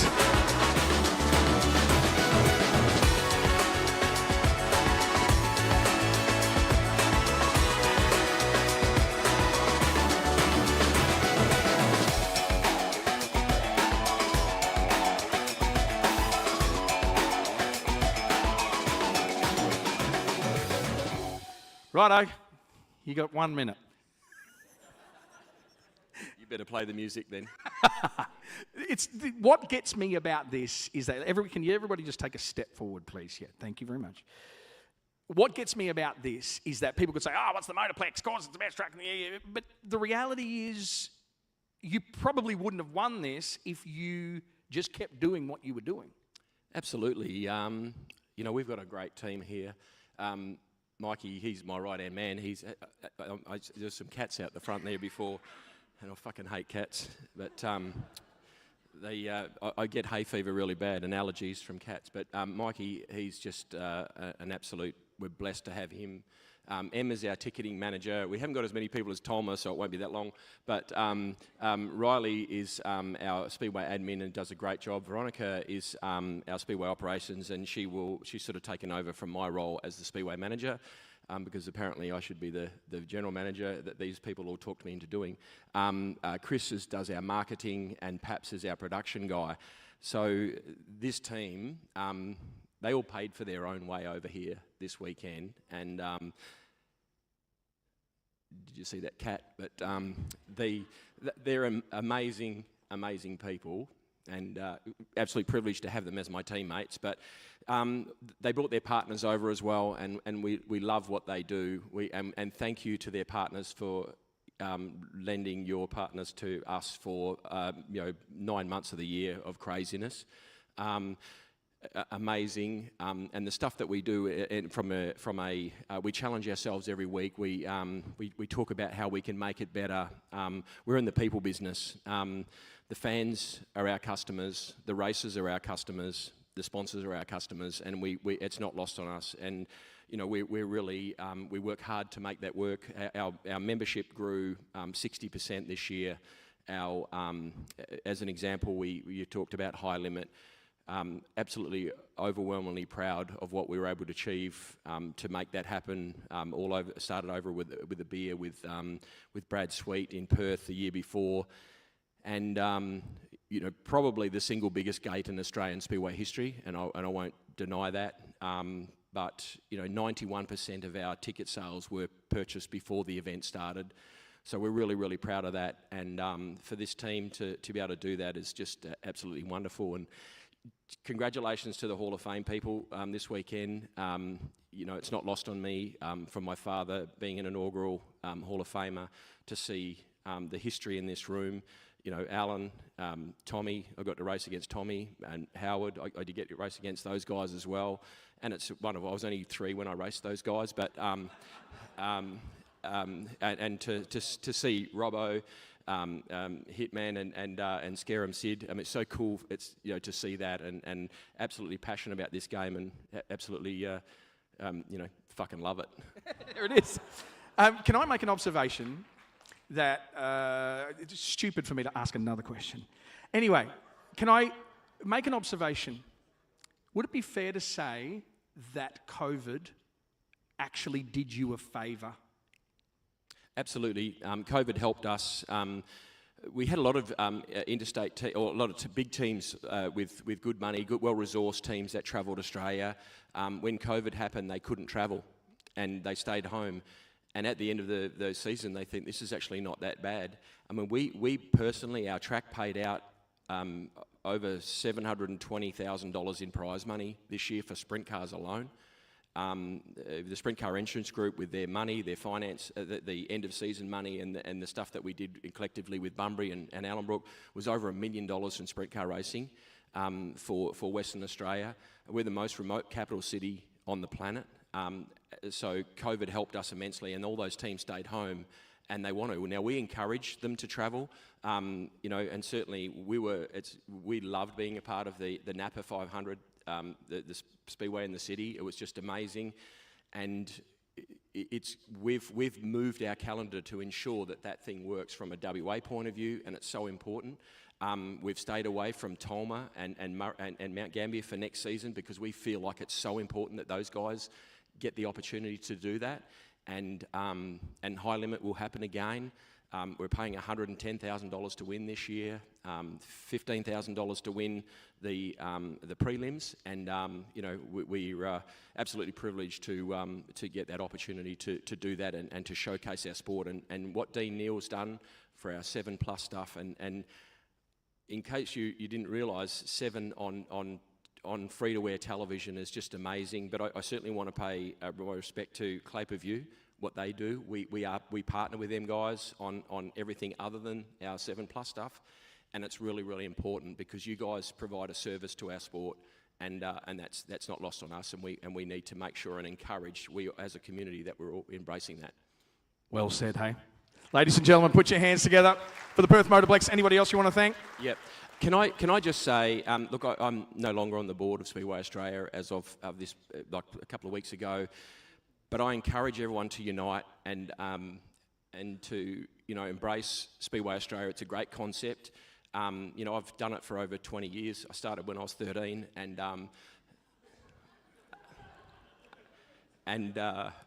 it's really important that we all unite. And the staff, what you guys have done is bloody unbelievable. This is the best staff, the Speedway Australia staff. What you guys have done is just absolutely amazing, and you're not only passionate about the sport, you're beautiful people, and that's more important than anything, and I love this sport. The Perth Motorplex, the J.R. Crook Track of the Year, 3 times running. Righto, that's the end of our second section. We're going to be back very, very soon. Dessert's going to be served very shortly, and then we're going to be back with our final competitors of the year.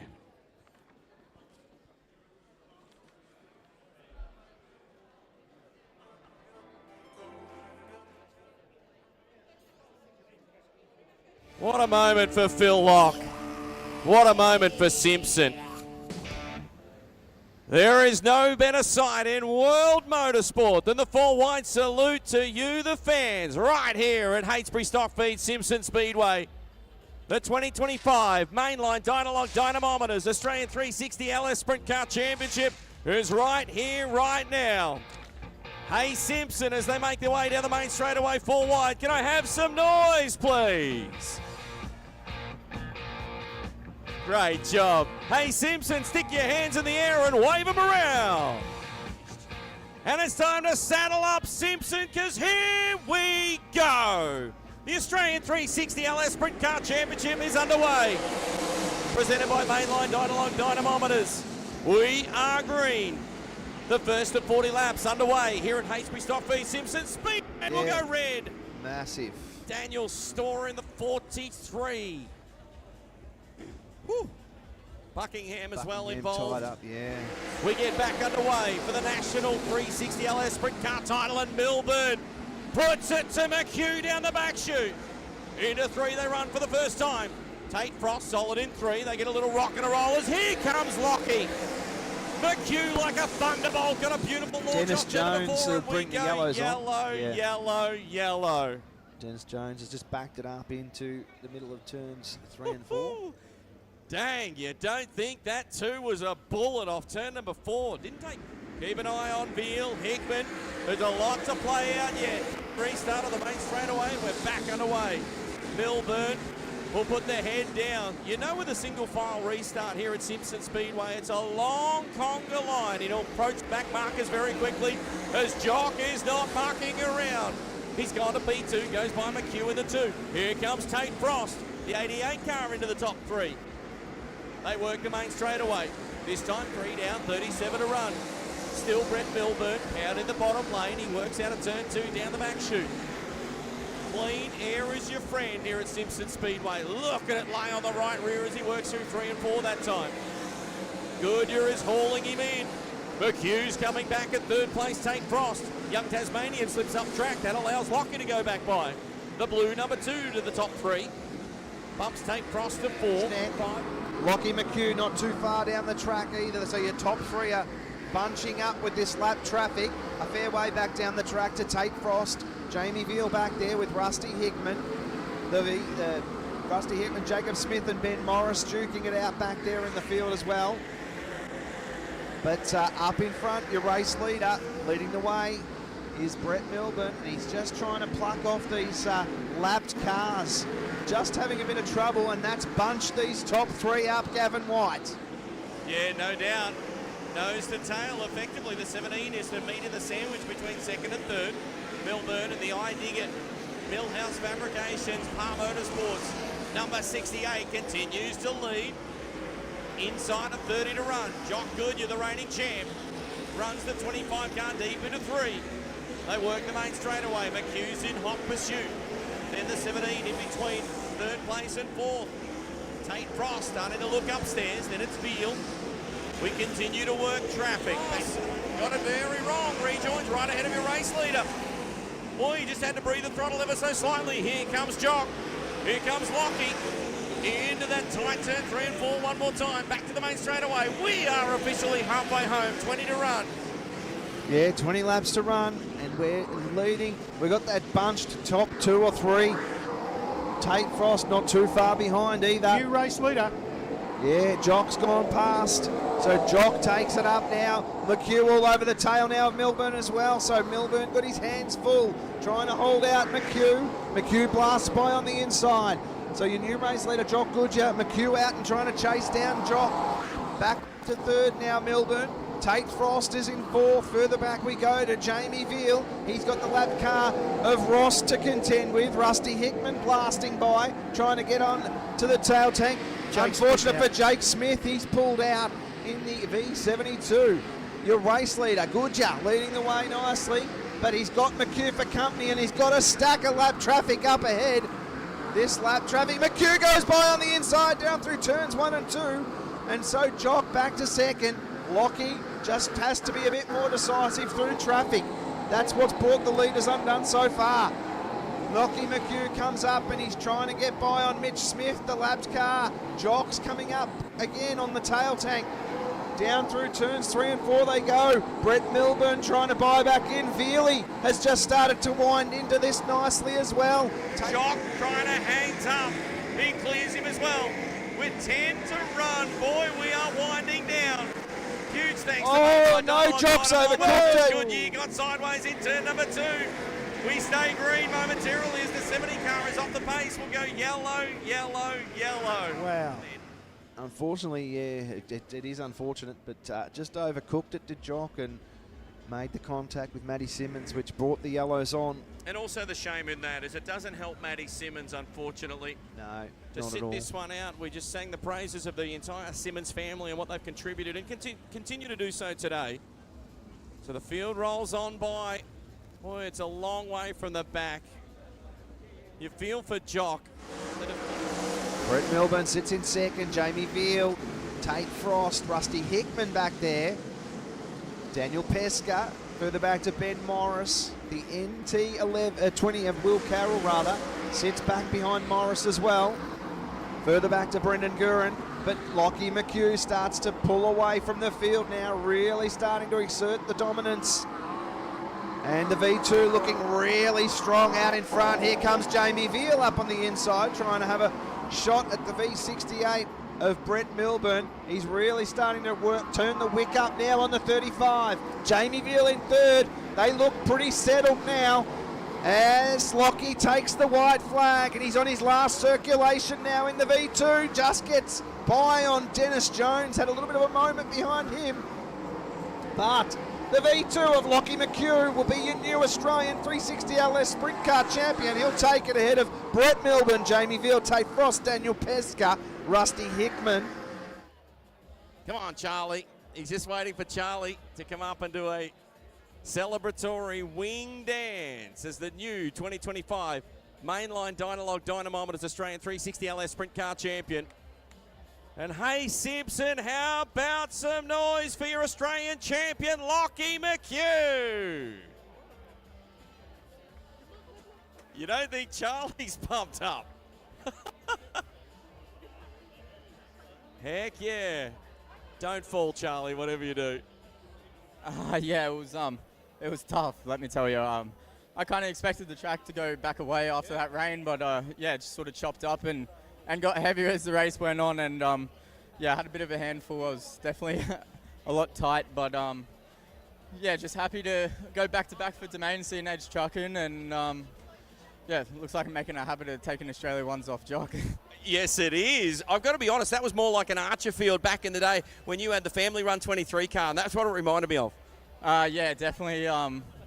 Even, yeah, some Warrnambool tracks like get pretty choppy out like that sometimes, but no, it was a lot of fun, and yeah, it was the best they could do with obviously when it rains, so they did a good job pumping the meeting through and getting it done so everyone could see a good race, and yeah, congratulations to Brett and Jamie on podiums as well, and yeah, just a big thanks to everyone involved on this car at Domain, Juddy, Marcus, Charlie, my dad was down giving us a bit of a hand as well, so yeah, just pumped. Were you at all patient? Could you actually roll the first 10 or 15? Did you have a plan like that at all? I mean, I thought I was in big trouble when I went from like first to fifth in a matter of a couple of laps, but yeah, some fuel came off and managed to get rolling a bit better, and just waited. I knew it was going to come down to lap traffic, and just sort of waited and made the right moves in the lap traffic and managed to get back past Brett and Jock. So yeah, we'll take that one and try and go back-to-back next year up in Toowoomba.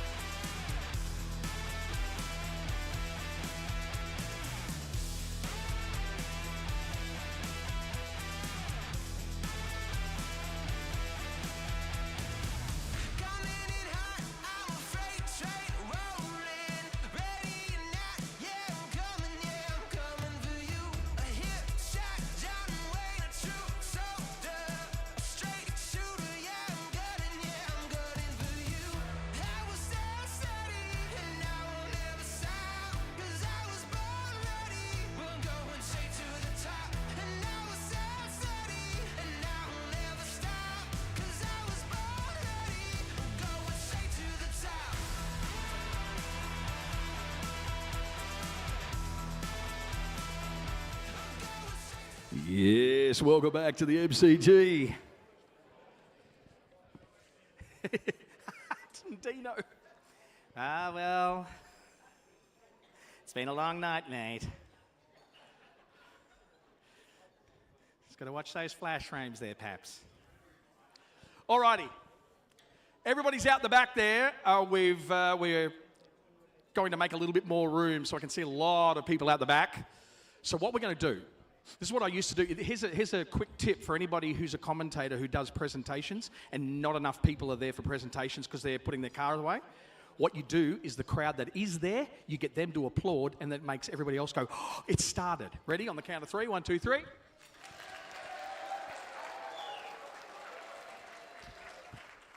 Perfect. Nice. Well, I've had a couple of people, I just walked through the crowd then, and I've had a couple of people say, gosh, man, it's an emotional night, isn't it? And if nothing else, these awards always show us something of just how much this sport matters to people. Now, there was an award that we didn't give, but it was an international award that was given.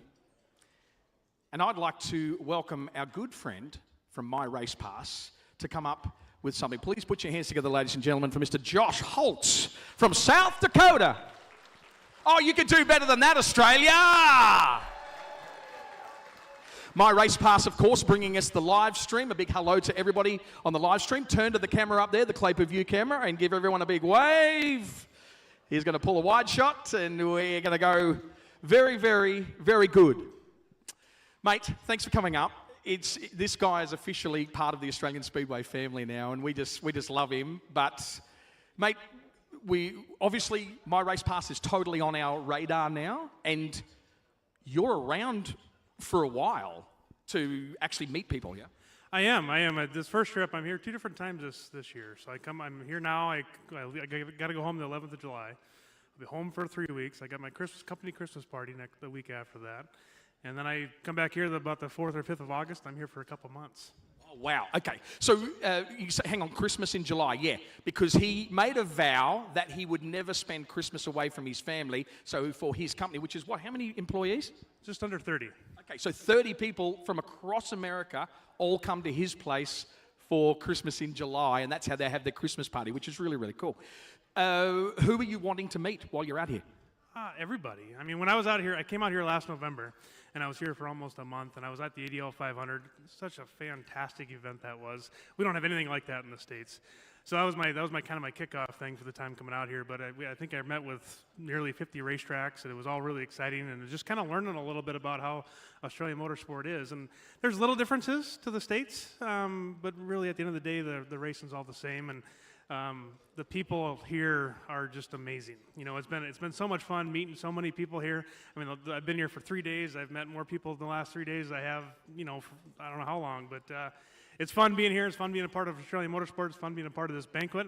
Your guys' celebration, all you guys are champions, the Hall of Fames. This is just really cool, and I'm excited to be a part of Australian Motorsport moving forward. Absolutely. Registered here in Australia now, official Australian company, so that is cool. Now, you've got in your hot little hands there an award that you've bought from the States that was given to somebody. Explain.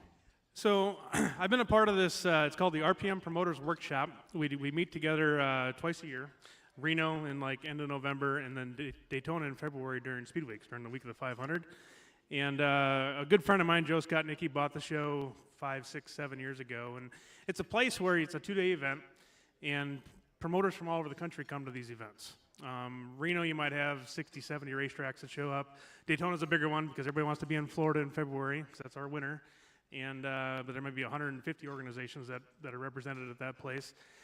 And for nearly 30 years, I don't know the exact number, 28, 29, nearly 30, they started doing this Auto Racing Promoter of the Year award. Well, they have different regions, right, throughout the states. There were 6 different regions throughout the United States and Canada, and you could win the regional Promoter of the Year award, and then you could win the overall Promoter of the Year award. Well, this past year I was talking to Joe, and obviously we're getting more involved with Australia, and it would be kind of fun to bring a Region 7 to the Auto Racing Promoter of the Year award, the RP award. And this last year, in 2024, there was a first year for Region 7, and that's the international region. And this past year's Region 7 Promoter of the Year award goes to Gavin Migro and Perth Motorplex. How good is that? Come on up, mate. Bought in especially all the way from the United States of America. This is very, very cool.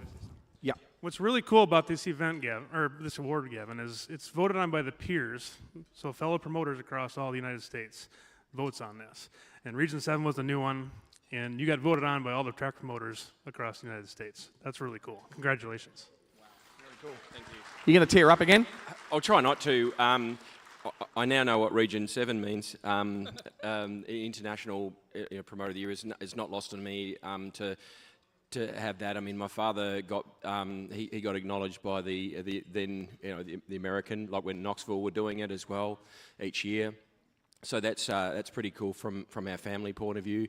But like to see high limit sharing that we'd won that too meant so much to us. And we want to, like I said before, we want to continue to grow it. Want to continue to embrace this great sport that we have. Continue to embrace my team and continue to grow our sport. And if we can bring the sport kicking and screaming into this millennium, we're a part of it. And we're on Team Moros Pass as well. So thank you so much. Really appreciate it. And thank you. Really appreciate it. There it is, International Promoter of the Year. Well done, mate.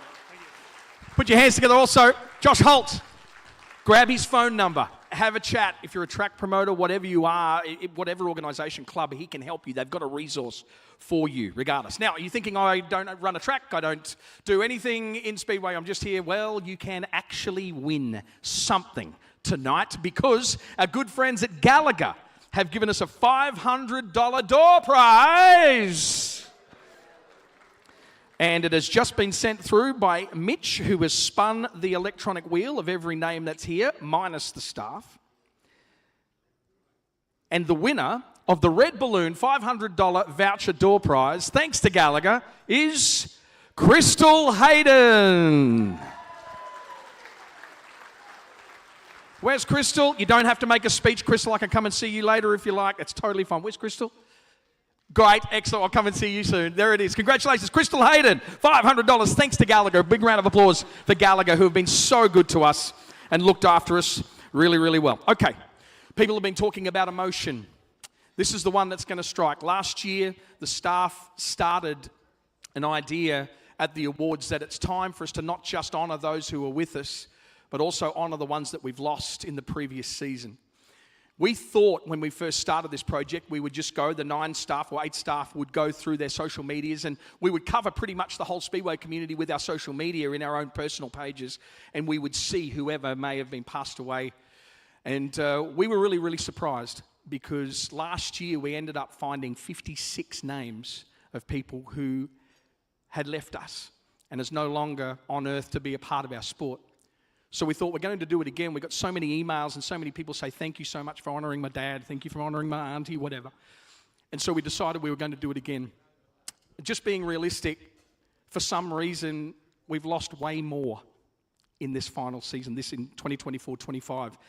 It's going to make the song go a long time. The faces aren't going to be on the screen for as long as we'd like them to be able to take the time. But this is a collection of everybody that we know of that unfortunately we have sadly lost in 2024-25.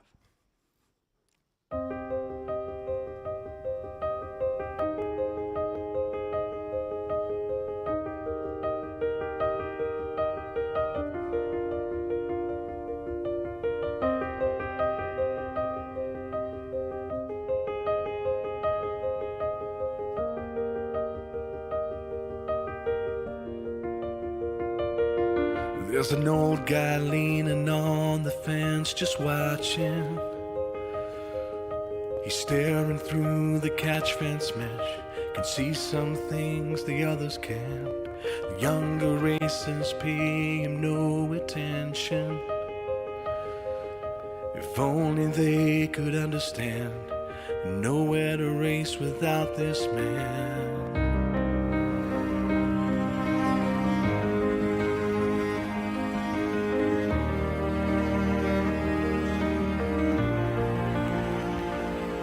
There's a young girl waving flags upon the start line.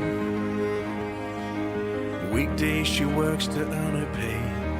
Weekends this is her happy place. Grew up here and the people are her family. There's no place that she'd rather stay. Wild horses couldn't drag her away.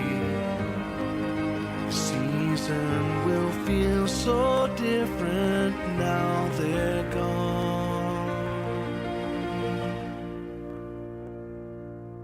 Every time the lights go green, we'll all be remembering your faces at the races. And every time the checkers fly, the memories go flashing by, all the traces of you at the races.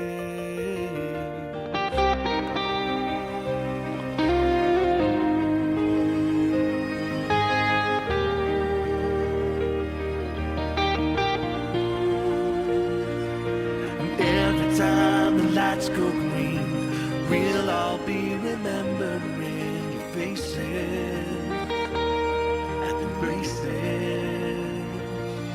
And every time the checkers fly, the memories go flashing by, all the traces of you at the races.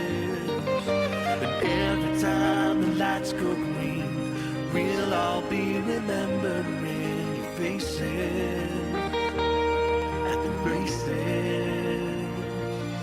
And every time the checkers fly, the memories go flashing by, all the traces of you at the races. And every time the lights go green, we'll all be remembering your faces at the races. Checkers fly, memories go flashing by, all the traces of you at the races. Every time the lights go green, we'll all be remembering your faces at the races. And every time the checkers fly, memories go flashing by, all the traces.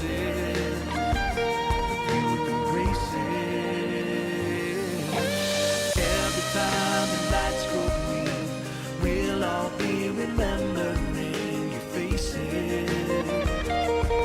the races. And every time the checkers fly, memories go flashing by, all the traces of you at the races.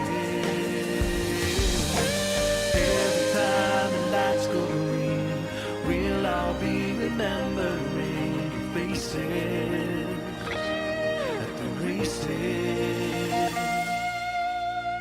Every time the lights go green, we'll all be remembering your faces at the races.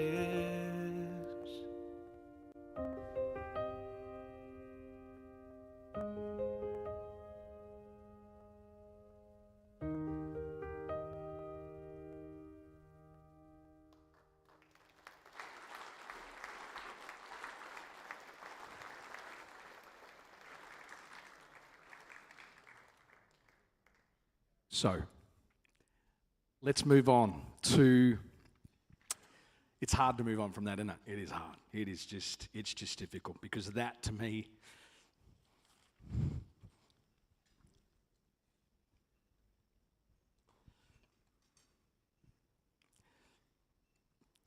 that's 100 families that our sport they've been in pain this year. And that's just as much a part of our journey as anything. And thank you for being such a great community. There's no sport where you see somebody gets announced that they've passed away and the Facebook threads just overflow with honouring, and that's what this sport needs going forward. Thank you. Please put your hands together one more time for the people we've lost. Okay, we're going to have to get into this. We're going to do this. We've got a lot to get through. We're going to welcome up here my good mate Nev Ross once again to help me with the Junior Competitor of the Year. Put your hands together. Nev, for Nev. Good on you, mates. You got the big trophy. We're quickly going to get into the Junior Competitor of the Year. It's been amazing this season. We covered it before with Mitch, but the level of competition's going through the roof. Yeah, the competition's fantastic, and Mitch, thanks for stealing the limelight, buddy. You did a good job. But no, look, travelling the country with Mitch this year and the effort we were able to put into the juniors this year, we made a major commitment last year to do that, and we're spoilt for being able to travel the country and work with the greatest talent that's coming through this sport. And I said it last year, and it has to be said again, this sport's in really, really good hands with these kids. They're phenomenal, and the professionalism's just gone to the next level. And just while I've got the microphone, Benny, you've thanked everybody tonight, but from everybody in the room, I'd like you to put your hands together for Benny Bishop and everything he does. All right, righto.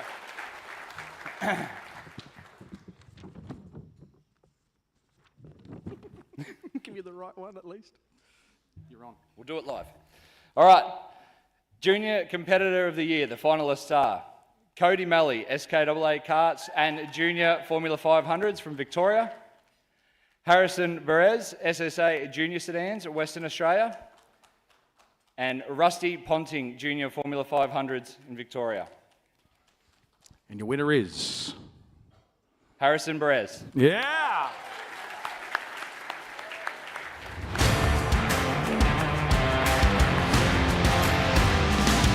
Harrison Barris claimed the SSA Junior Sedan National title at Kingaroy Speedway in January, some 4,000 kilometres from his home in Tenterden, Western Australia. However, the family's resolve was tested early on their East Coast tour, with their tow vehicle sustaining a blown engine, forcing the purchase of a new car to continue the journey. Harrison then had to retire from the New South Wales title while running fifth with a mechanical issue. However, his fortunes were turned around the following week with a runner-up at the Victorian title at Wangaratta before heading home to West Australia to make the podium again at the West Australian title at Collie later in the season. Harrison also claimed the SSA Junior Sedan Southeast Open Championship at Esperance and continued to stand on one of the top 3 spots at the majority of events entered throughout Western Australia. Away from the clay, Harrison also juggles speedway competition with the Hyundai XL Cup racing, where he almost clinched the Rookie of the Year title and is the first athlete from a motorsport discipline to be selected for a Great Southern Academy of Sport scholarship to support him in health, fitness and nutrition. Put your hands together for Harrison Barris!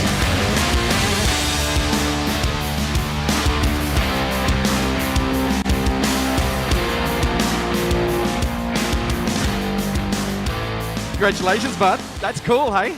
Yeah, I still can't believe it. I won a national title and now I'm here in Bris Vegas celebrating it. Yeah, it's unreal. You're exactly what we needed right now, am I right? Mate, we're so proud of you and your family and the passion. What happened? How did you blow a car up? Well, I don't think Mussos are meant for towing a 3-ton trailer out in the middle of 40-degree heat, but yeah, we were just pulling up for a fuel stop for our last run to Kingaroy, and then Dad comes back and says the whole back of the utes all black with oil, so we got to get a tow truck, and out in the middle of nowhere with no service, that was a bit of a mission in itself. It would be, but you'd be used to that. You live in the middle of nowhere anyway, so you know all about that. You folks, mate, what an amazing commitment to your sport. Yeah, like travelling across the country and just spending that much money on me. They probably would rather save that up and go for a holiday somewhere nice and warm, but unfortunately they're spending it on something that I love, and yeah, I wouldn't be able to do it without them. It's just how I get around, but I've got my L's now, so maybe Dad can go in the passenger and fall asleep, and I can drive and hopefully get to the track in one piece. Yeah, and hopefully not blow the car up too. Hey, where to from here, from your junior career? I mean, that new Mustang Cup come up for the circuit, and that's looking pretty good for next year. But in Speedway, maybe I can give Dad a couple more beers, and Joel's got that modified for sale. I'd love to go give the Kings Royal a run. Or if someone's got a sprint car, chuck me in it for high limit. I'll give Cole Larson a run for his money.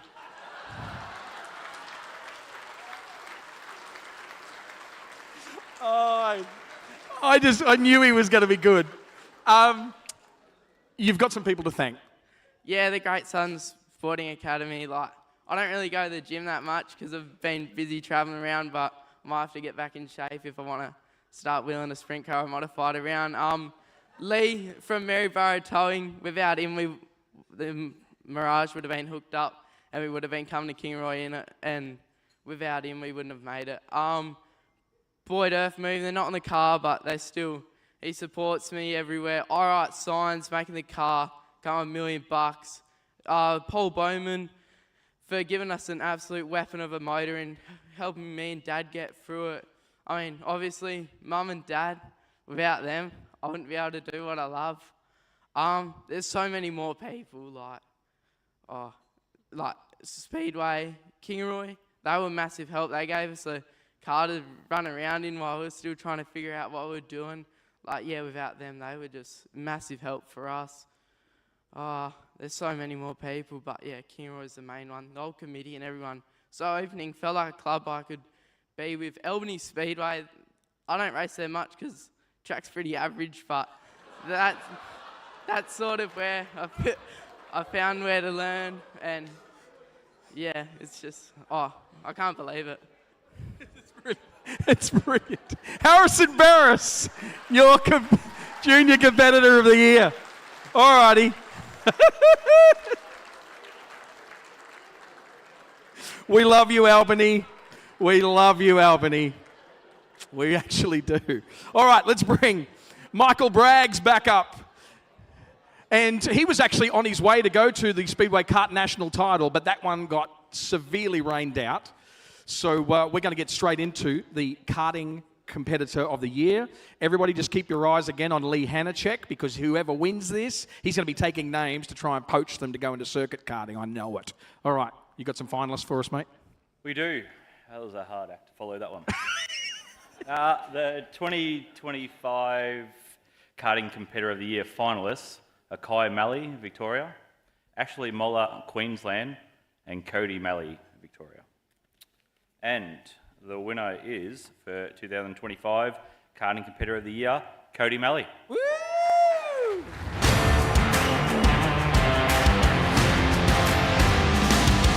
Cody Malley is the reigning Australian champion in both junior and junior standard kart classes, and heading into the most recent national titles, Cody was the odds-on favourite to retain both titles before the event was unfortunately rained out. His dominance throughout the season, however, left no doubt that he remained the benchmark in both categories. In his home state, Cody is the current club champion for both juniors and junior standards at Yarra Valley Speedway Karts and Avalon Speedway Karts. Cody's achievements also extend across state lines. As the current Victorian and New South Wales champion in junior standard, Victorian champion for juniors, and he continues to hold the Queensland titles in both junior and junior standard classes. His leadership and sportsmanship within the clubs make him a role model for upcoming drivers and a valuable ambassador for the sport. But it's his passion, work ethic and unwavering determination that truly set him apart. Cody Malley!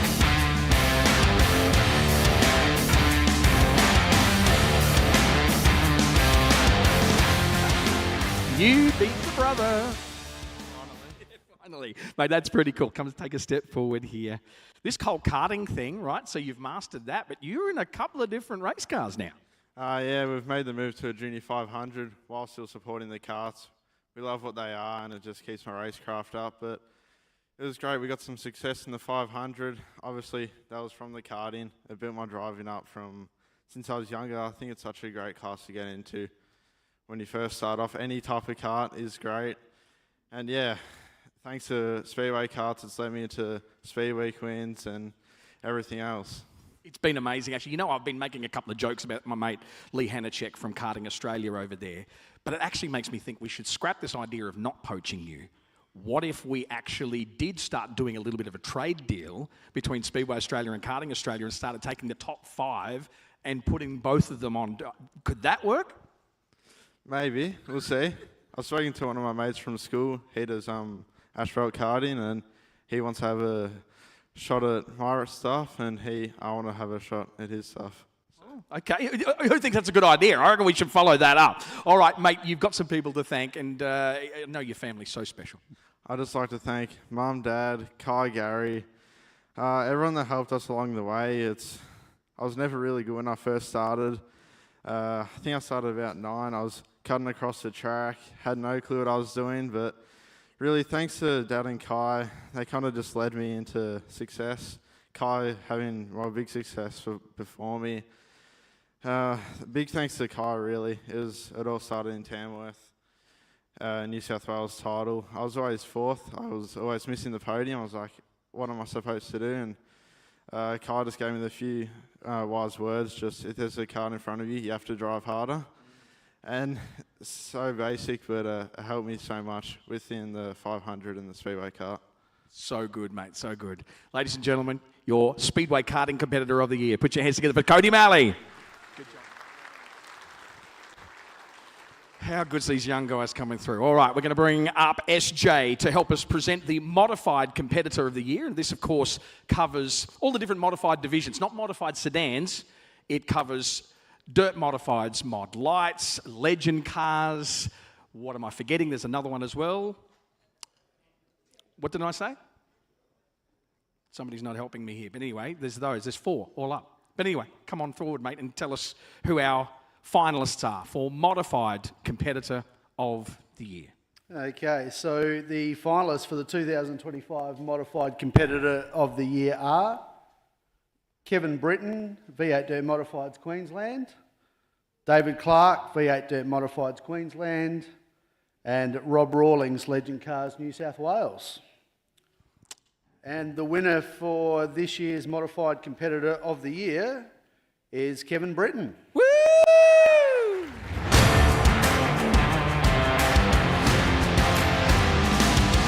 Kevin Britton's on-track dominance in V8 Dirt Modifieds has been indisputable this season, but his commitment, endurance and influence extend far beyond victory lane, making 2025 one of the most remarkable seasons yet. In 2024-25, KB captured the Australian title for the 6th time, won the V8 Dirt Modified 5-Star Series for the 5th time, and reclaimed his 7th Queensland title. Kevin's extensive travel schedule reached as far south as Warrnambool for the Australian title and as far north as Rockhampton, his first return in 8 years. His dedication to V8 Dirt Modified racing is evident in every aspect of his career, from his relentless pursuit of success on the track to his efforts in growing and advancing the sport offered. Kevin's commitment extends beyond personal victories. He's an advocate for the sport, continuously working to enhance competition, accessibility and professionalism within the V8 Dirt Modified class. After winning in 2016, 2018 and 2020, Kevin is the first racer to win 4 Competitor of the Year awards in any category. Put your hands together, Kevin Britton!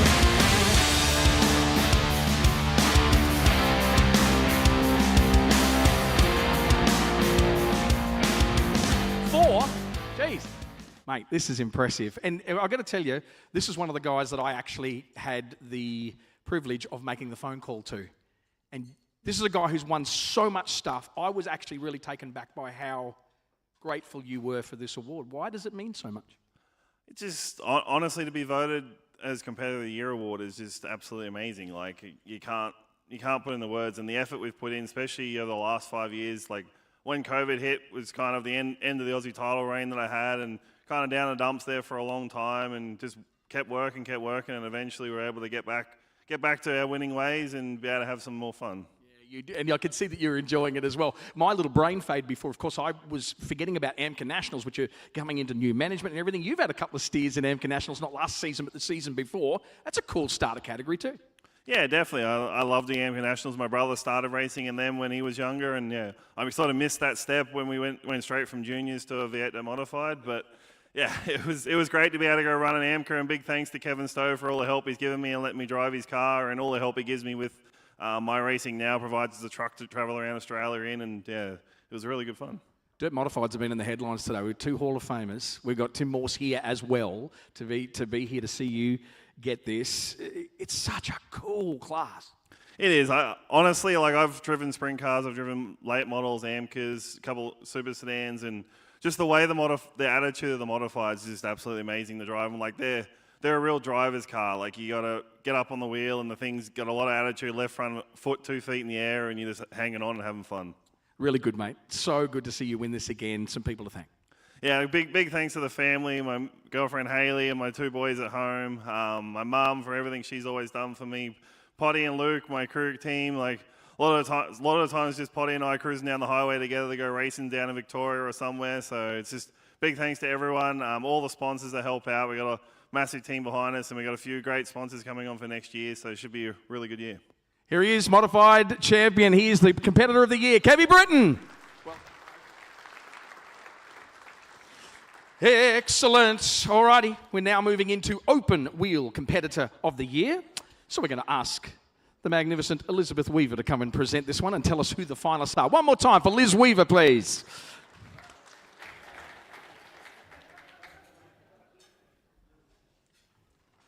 Giving you the wrong one. Oh, we're going well. This one. Fantastic. All right, so your 2025 Open Wheel Competitor of the Year nominees or finalists are James McFadden from Sprint Cars in Victoria, Jock Goodger, Sprint Cars Tasmania, and Tyson Martin, Wingless Sprints South Australia. And your winner is... James McFadden. Woo!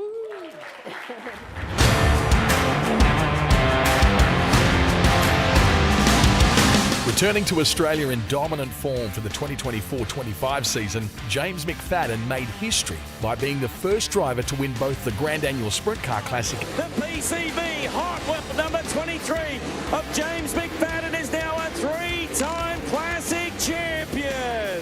And the Australian 410 Sprint Car Championship in the same season since Gary Rush in 1990. J-Mac also claimed the King's Challenge for a fourth time and sealed the West Australian title for the second time in front of his crew chief and new team's home crowd. Away from the track, James has become a mentor to many racers, volunteering for junior development events and helping new people to the sport with car setup and safety. And at just 36 years of age, has become a trusted advisor to other competitors while still making time to prioritise media engagements to promote the sport.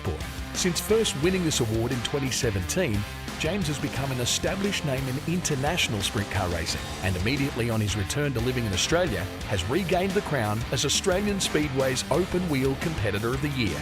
Put your hands together for James McFadden, the award to be received by fellow Territorian and Sprint Cars Australia President Jason McIver.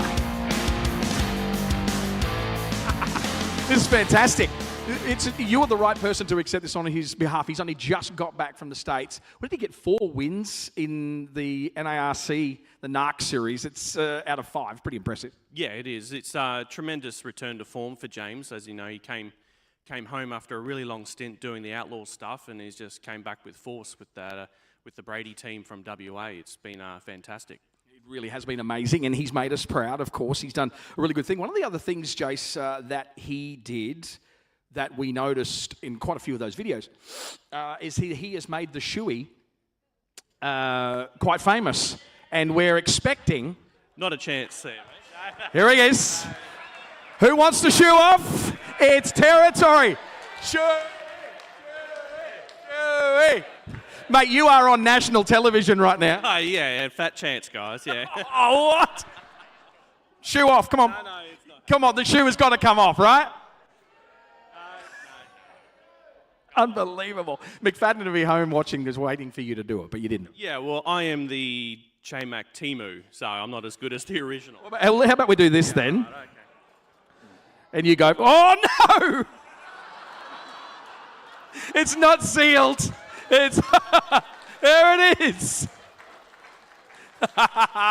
It's the whole one. Anything else that you'd like to pass on behalf of your fellow Northern Territory? Oh, sorry, James. Or more, sorry, Zoe. But anyway, there it is. Anything else to say? No, I'd imagine James would want to thank the Brady family and Brady for the team and Buzzy and everyone he crews for. And obviously his family. You know, he's finally home, which is great for us. And I'm going to get over because this is really awkward. So. Put your hands together for the other J-Mac, Jason McIver. The Timu J-Mac. Love it. All right, 2 more awards. We're going to move on to Sedan Competitor of the Year. Sedans make up more than half of all of our annual racing licensees, and so it is the biggest part of the category, and that's why we leave it till last, and then we move into overall Sportsperson of the Year. So Sedan Competitor of the Year, Mitch, please tell us the finalists. The finalists for the 2025 Sedan Competitor of the Year are Nathan McDonald, Speedway Sedans Australia, Modified Sedans and Production Sedans from Queensland. Joel Berkeley, SSA Super Sedans, Modified Sedans and Production Sedans from Queensland. And Jamie Oldfield, SSA Street Stocks, Modified Sedans and Late Models from WA. And your winner is...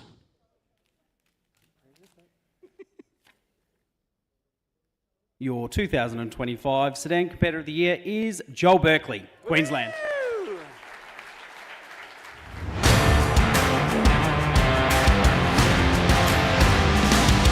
2023 Sedan Competitor of the Year, Joel Berkeley, has reclaimed the award in 2025 after a stellar season of over 50 nights of racing across 3 different SSA divisions. Highlighted by claiming the Australian title at Murray Bridge, Joel's Super Sedan season stats also included winning the McCosker Series round at Gladstone in only his second show in a Super Sedan, along with the Queensland title and the prelim feature of the Sue Hawkins Memorial. I need to get off the track because I'm in the Proddy race. While also making the podium at the GP53 at Toowoomba and the SA title and Gowland 42 at Murray Bridge. That alone would be an impressive season for even the most decorated of racers in the nation. However, Joel's production sedan season results also included 3 major wins at Kingaroy, Toowoomba and Rockhampton, and running 5th in the Australian title at Toowoomba, while also journeying as far north as Cairns in modified sedans, nailing a win in Rockhampton, along with runner-ups in Kingaroy and Warrnambool, making him one of the most travelled and successful sedan drivers in the country. Put your hands together for Joel Berkeley!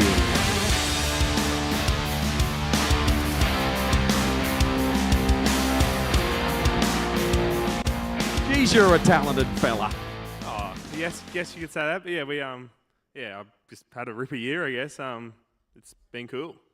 You've got some really, really good people. I mean, you work hard and all of those different things, but you've got some good people. And I know one of those relationships is now coming to a little bit of a closure. That's been a great journey. Yeah, massive thanks to, obviously, with our production stand program, we've had Nashi on board for the past 3 years, and it's come to a closure, but nothing bad. He's just gone a different direction in the world. And yeah, obviously with the Super Stand program that Bob and Brady have put us in, it's sort of made that program a bit of a back burner, but yeah, it's been an unreal year. It's been big. I thought last year we did a lot of racing, and I think we topped it this year. Absolutely. Did you measure how many Ks you drove? I'd hate to know. Obviously, we only raced we went from Queensland, New South Wales, Victoria, and South Australia, but it was just a big, big year. And obviously, at the start of the year, I just expected to be doing local racing in Queensland with the production and modified sedan. Then Bob was gracious enough to give me a phone call to run his Super Sedan at Gladstone one night, and it turned into what it has, and I'm just so grateful that he gave me the opportunity to jump in his car. It really has been amazing, and I know it's really got him up in the seat as well. We've got to ask the question, like, how different is it? Surely you don't just put the foot down and give it some. Every one of those different divisions must have a different way of doing the job. Yeah, there's a fair bit of a difference. I don't know. I just somehow jump in and be able to do it. But it took a bit to adapt to the Super Sedan. They're a really big size car, obviously being bigger than the normal Proddy or modified sedan. And the Super's just so big, and you just got to watch who gets to the nose. And I still run over people these days, but you get over it, and it is what it is, and you just got to keep on learning. And I'm excited to see what next season brings. Yeah, we are absolutely too. Some people to thank. Yeah, massive thanks to Bob and Brady for the opportunity with the Super Sedan, for doing what they've done. Nashi with the modified and production for all the stuff he's done over the years, and the Mum and Dad for all they've done, and Tim that's chipped in throughout all the years, or this year, and all the other times. And yeah, massive thanks to all the sponsors and Speedway Australia for doing what they do. And yeah, let's roll on. There it is. Let's roll on for the next season. Put your hands together. Joel Berkeley, your Sedan Competitor of the Year. We're going to ask the staff to come up and present the final award, which is the overall Sportsperson of the Year. While they're coming up, we want to say a massive thank you to our good friends at Easy Print for giving us those beautiful programs that you see there, and you can take them home and keep as a memento. And also to our great friends at Clay Per View for giving us the live stream tonight. Thank you, guys.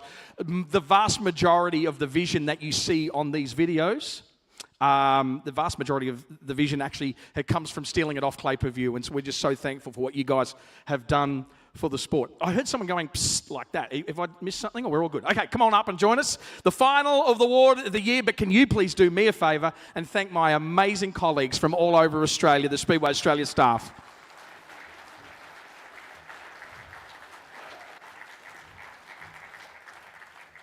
We want to say thank you for everyone who's supported us over this year. It's been a tough one in so many respects, but it's been a great one. License numbers are up.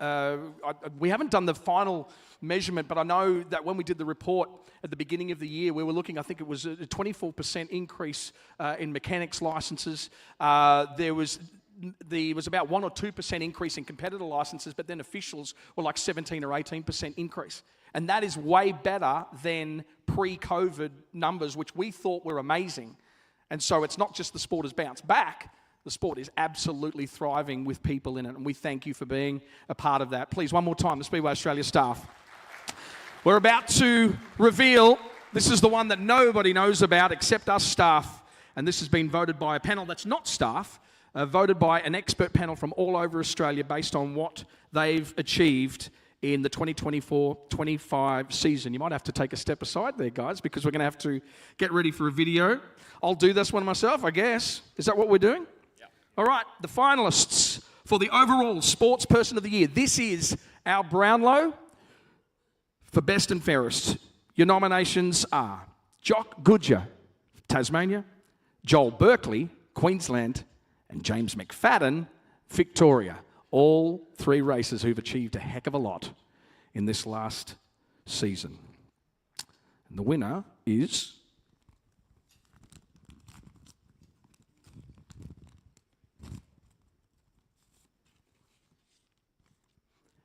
Joel Berkeley.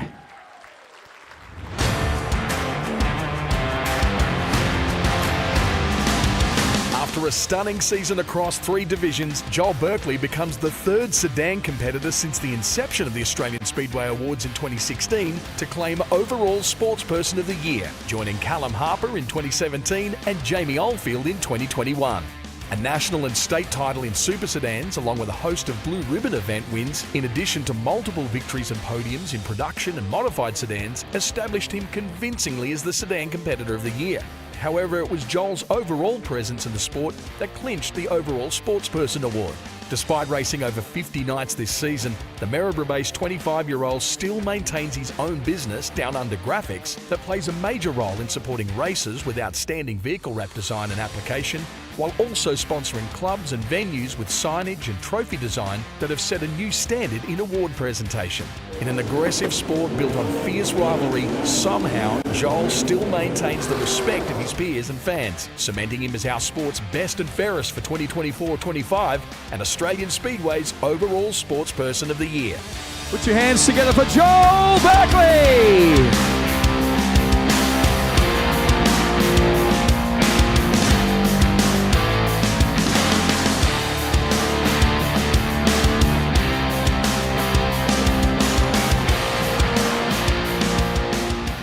So are you going to do a shoey then? No, I'm. Go forward, mate. Go forward. To be honest, when you look at the names on that list, that's just even cool to be associated with them. But yeah, you've got me, Benny. It's okay, mate. It's well deserved. I mean, it really is amazing what you've done. But again, pointing out that that name there doesn't have the divisions you raced in. Yeah. That name is there because of what you contribute to the overall sport and the way that you are respected. To achieve what you achieve, to win what you win, and to lose what you lose, and still be one of the most loved characters in Australian Speedway, and particularly sedans, is an absolute testament to your character, and we are absolutely so proud of you. Yeah, thanks, mate. Yeah, it's just one of these things over the past, I don't know, five years I've learned in racing. You got to appreciate the wins where you get them because they're few and far between, and you got to be a good loser still. So it's teach me a lot, and obviously every day I live and breathe the sport, wrapping cars, doing whatever it is or something. So it's cool to join such a honoured list of the names that have been on this, and yeah, I don't even know. Mate, you have obviously thanked some people already. Great tie, by the way. You've obviously thanked some people already. It's okay if you want to do it all again. Yeah, just massive, obviously, thanks to Mum and Dad for all they've done for over the years. We've been doing it 15, 16 years now, and in juniors I was busted ass, but I guess when we got in a senior division, we actually went half all right. So we've had a ripper time doing what we do, and yeah, it's just cool to be able to do what I've done and be supported by great people in my corner, and I'm just really excited to see what we can do in the coming future. We are absolutely too. Ladies and gentlemen, your overall sports person of the year for 2025, Joel Berkeley. So we've made it for 2025. It's the final weekend of the financial year, and we'd like to keep it like that if we can. It seems like the right time of year to do it. So please, whatever the Saturday is, the last Saturday of 2025, or the 2024, 25, or no, hang on, 25, 26 financial year. Is that right? Yeah, that. No, whatever it is, anyway, that one. In about a year's time from now, we'd love you to be a part of it. We don't know where it's going to be. We've got a lot of work to do to find out. This is a pretty cool venue. But on behalf of everybody, the Speedway Australia board, the Speedway Australia staff, and everybody here at this amazing venue, we look forward to seeing you in 2026. Thank you so much. Good night. Hang out for a while, and we'll see you out in the foyer.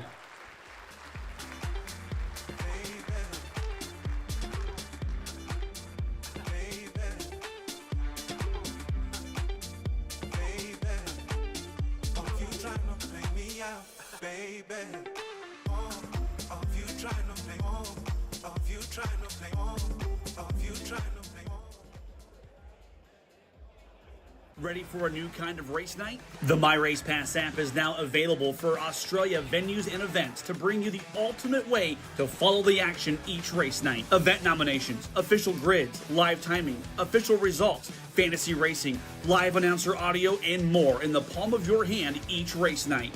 Promoters, contact My Race Pass today to see how you can bring the #1 motorsports app to your speedway this season. My Race Pass, the ultimate racing resource.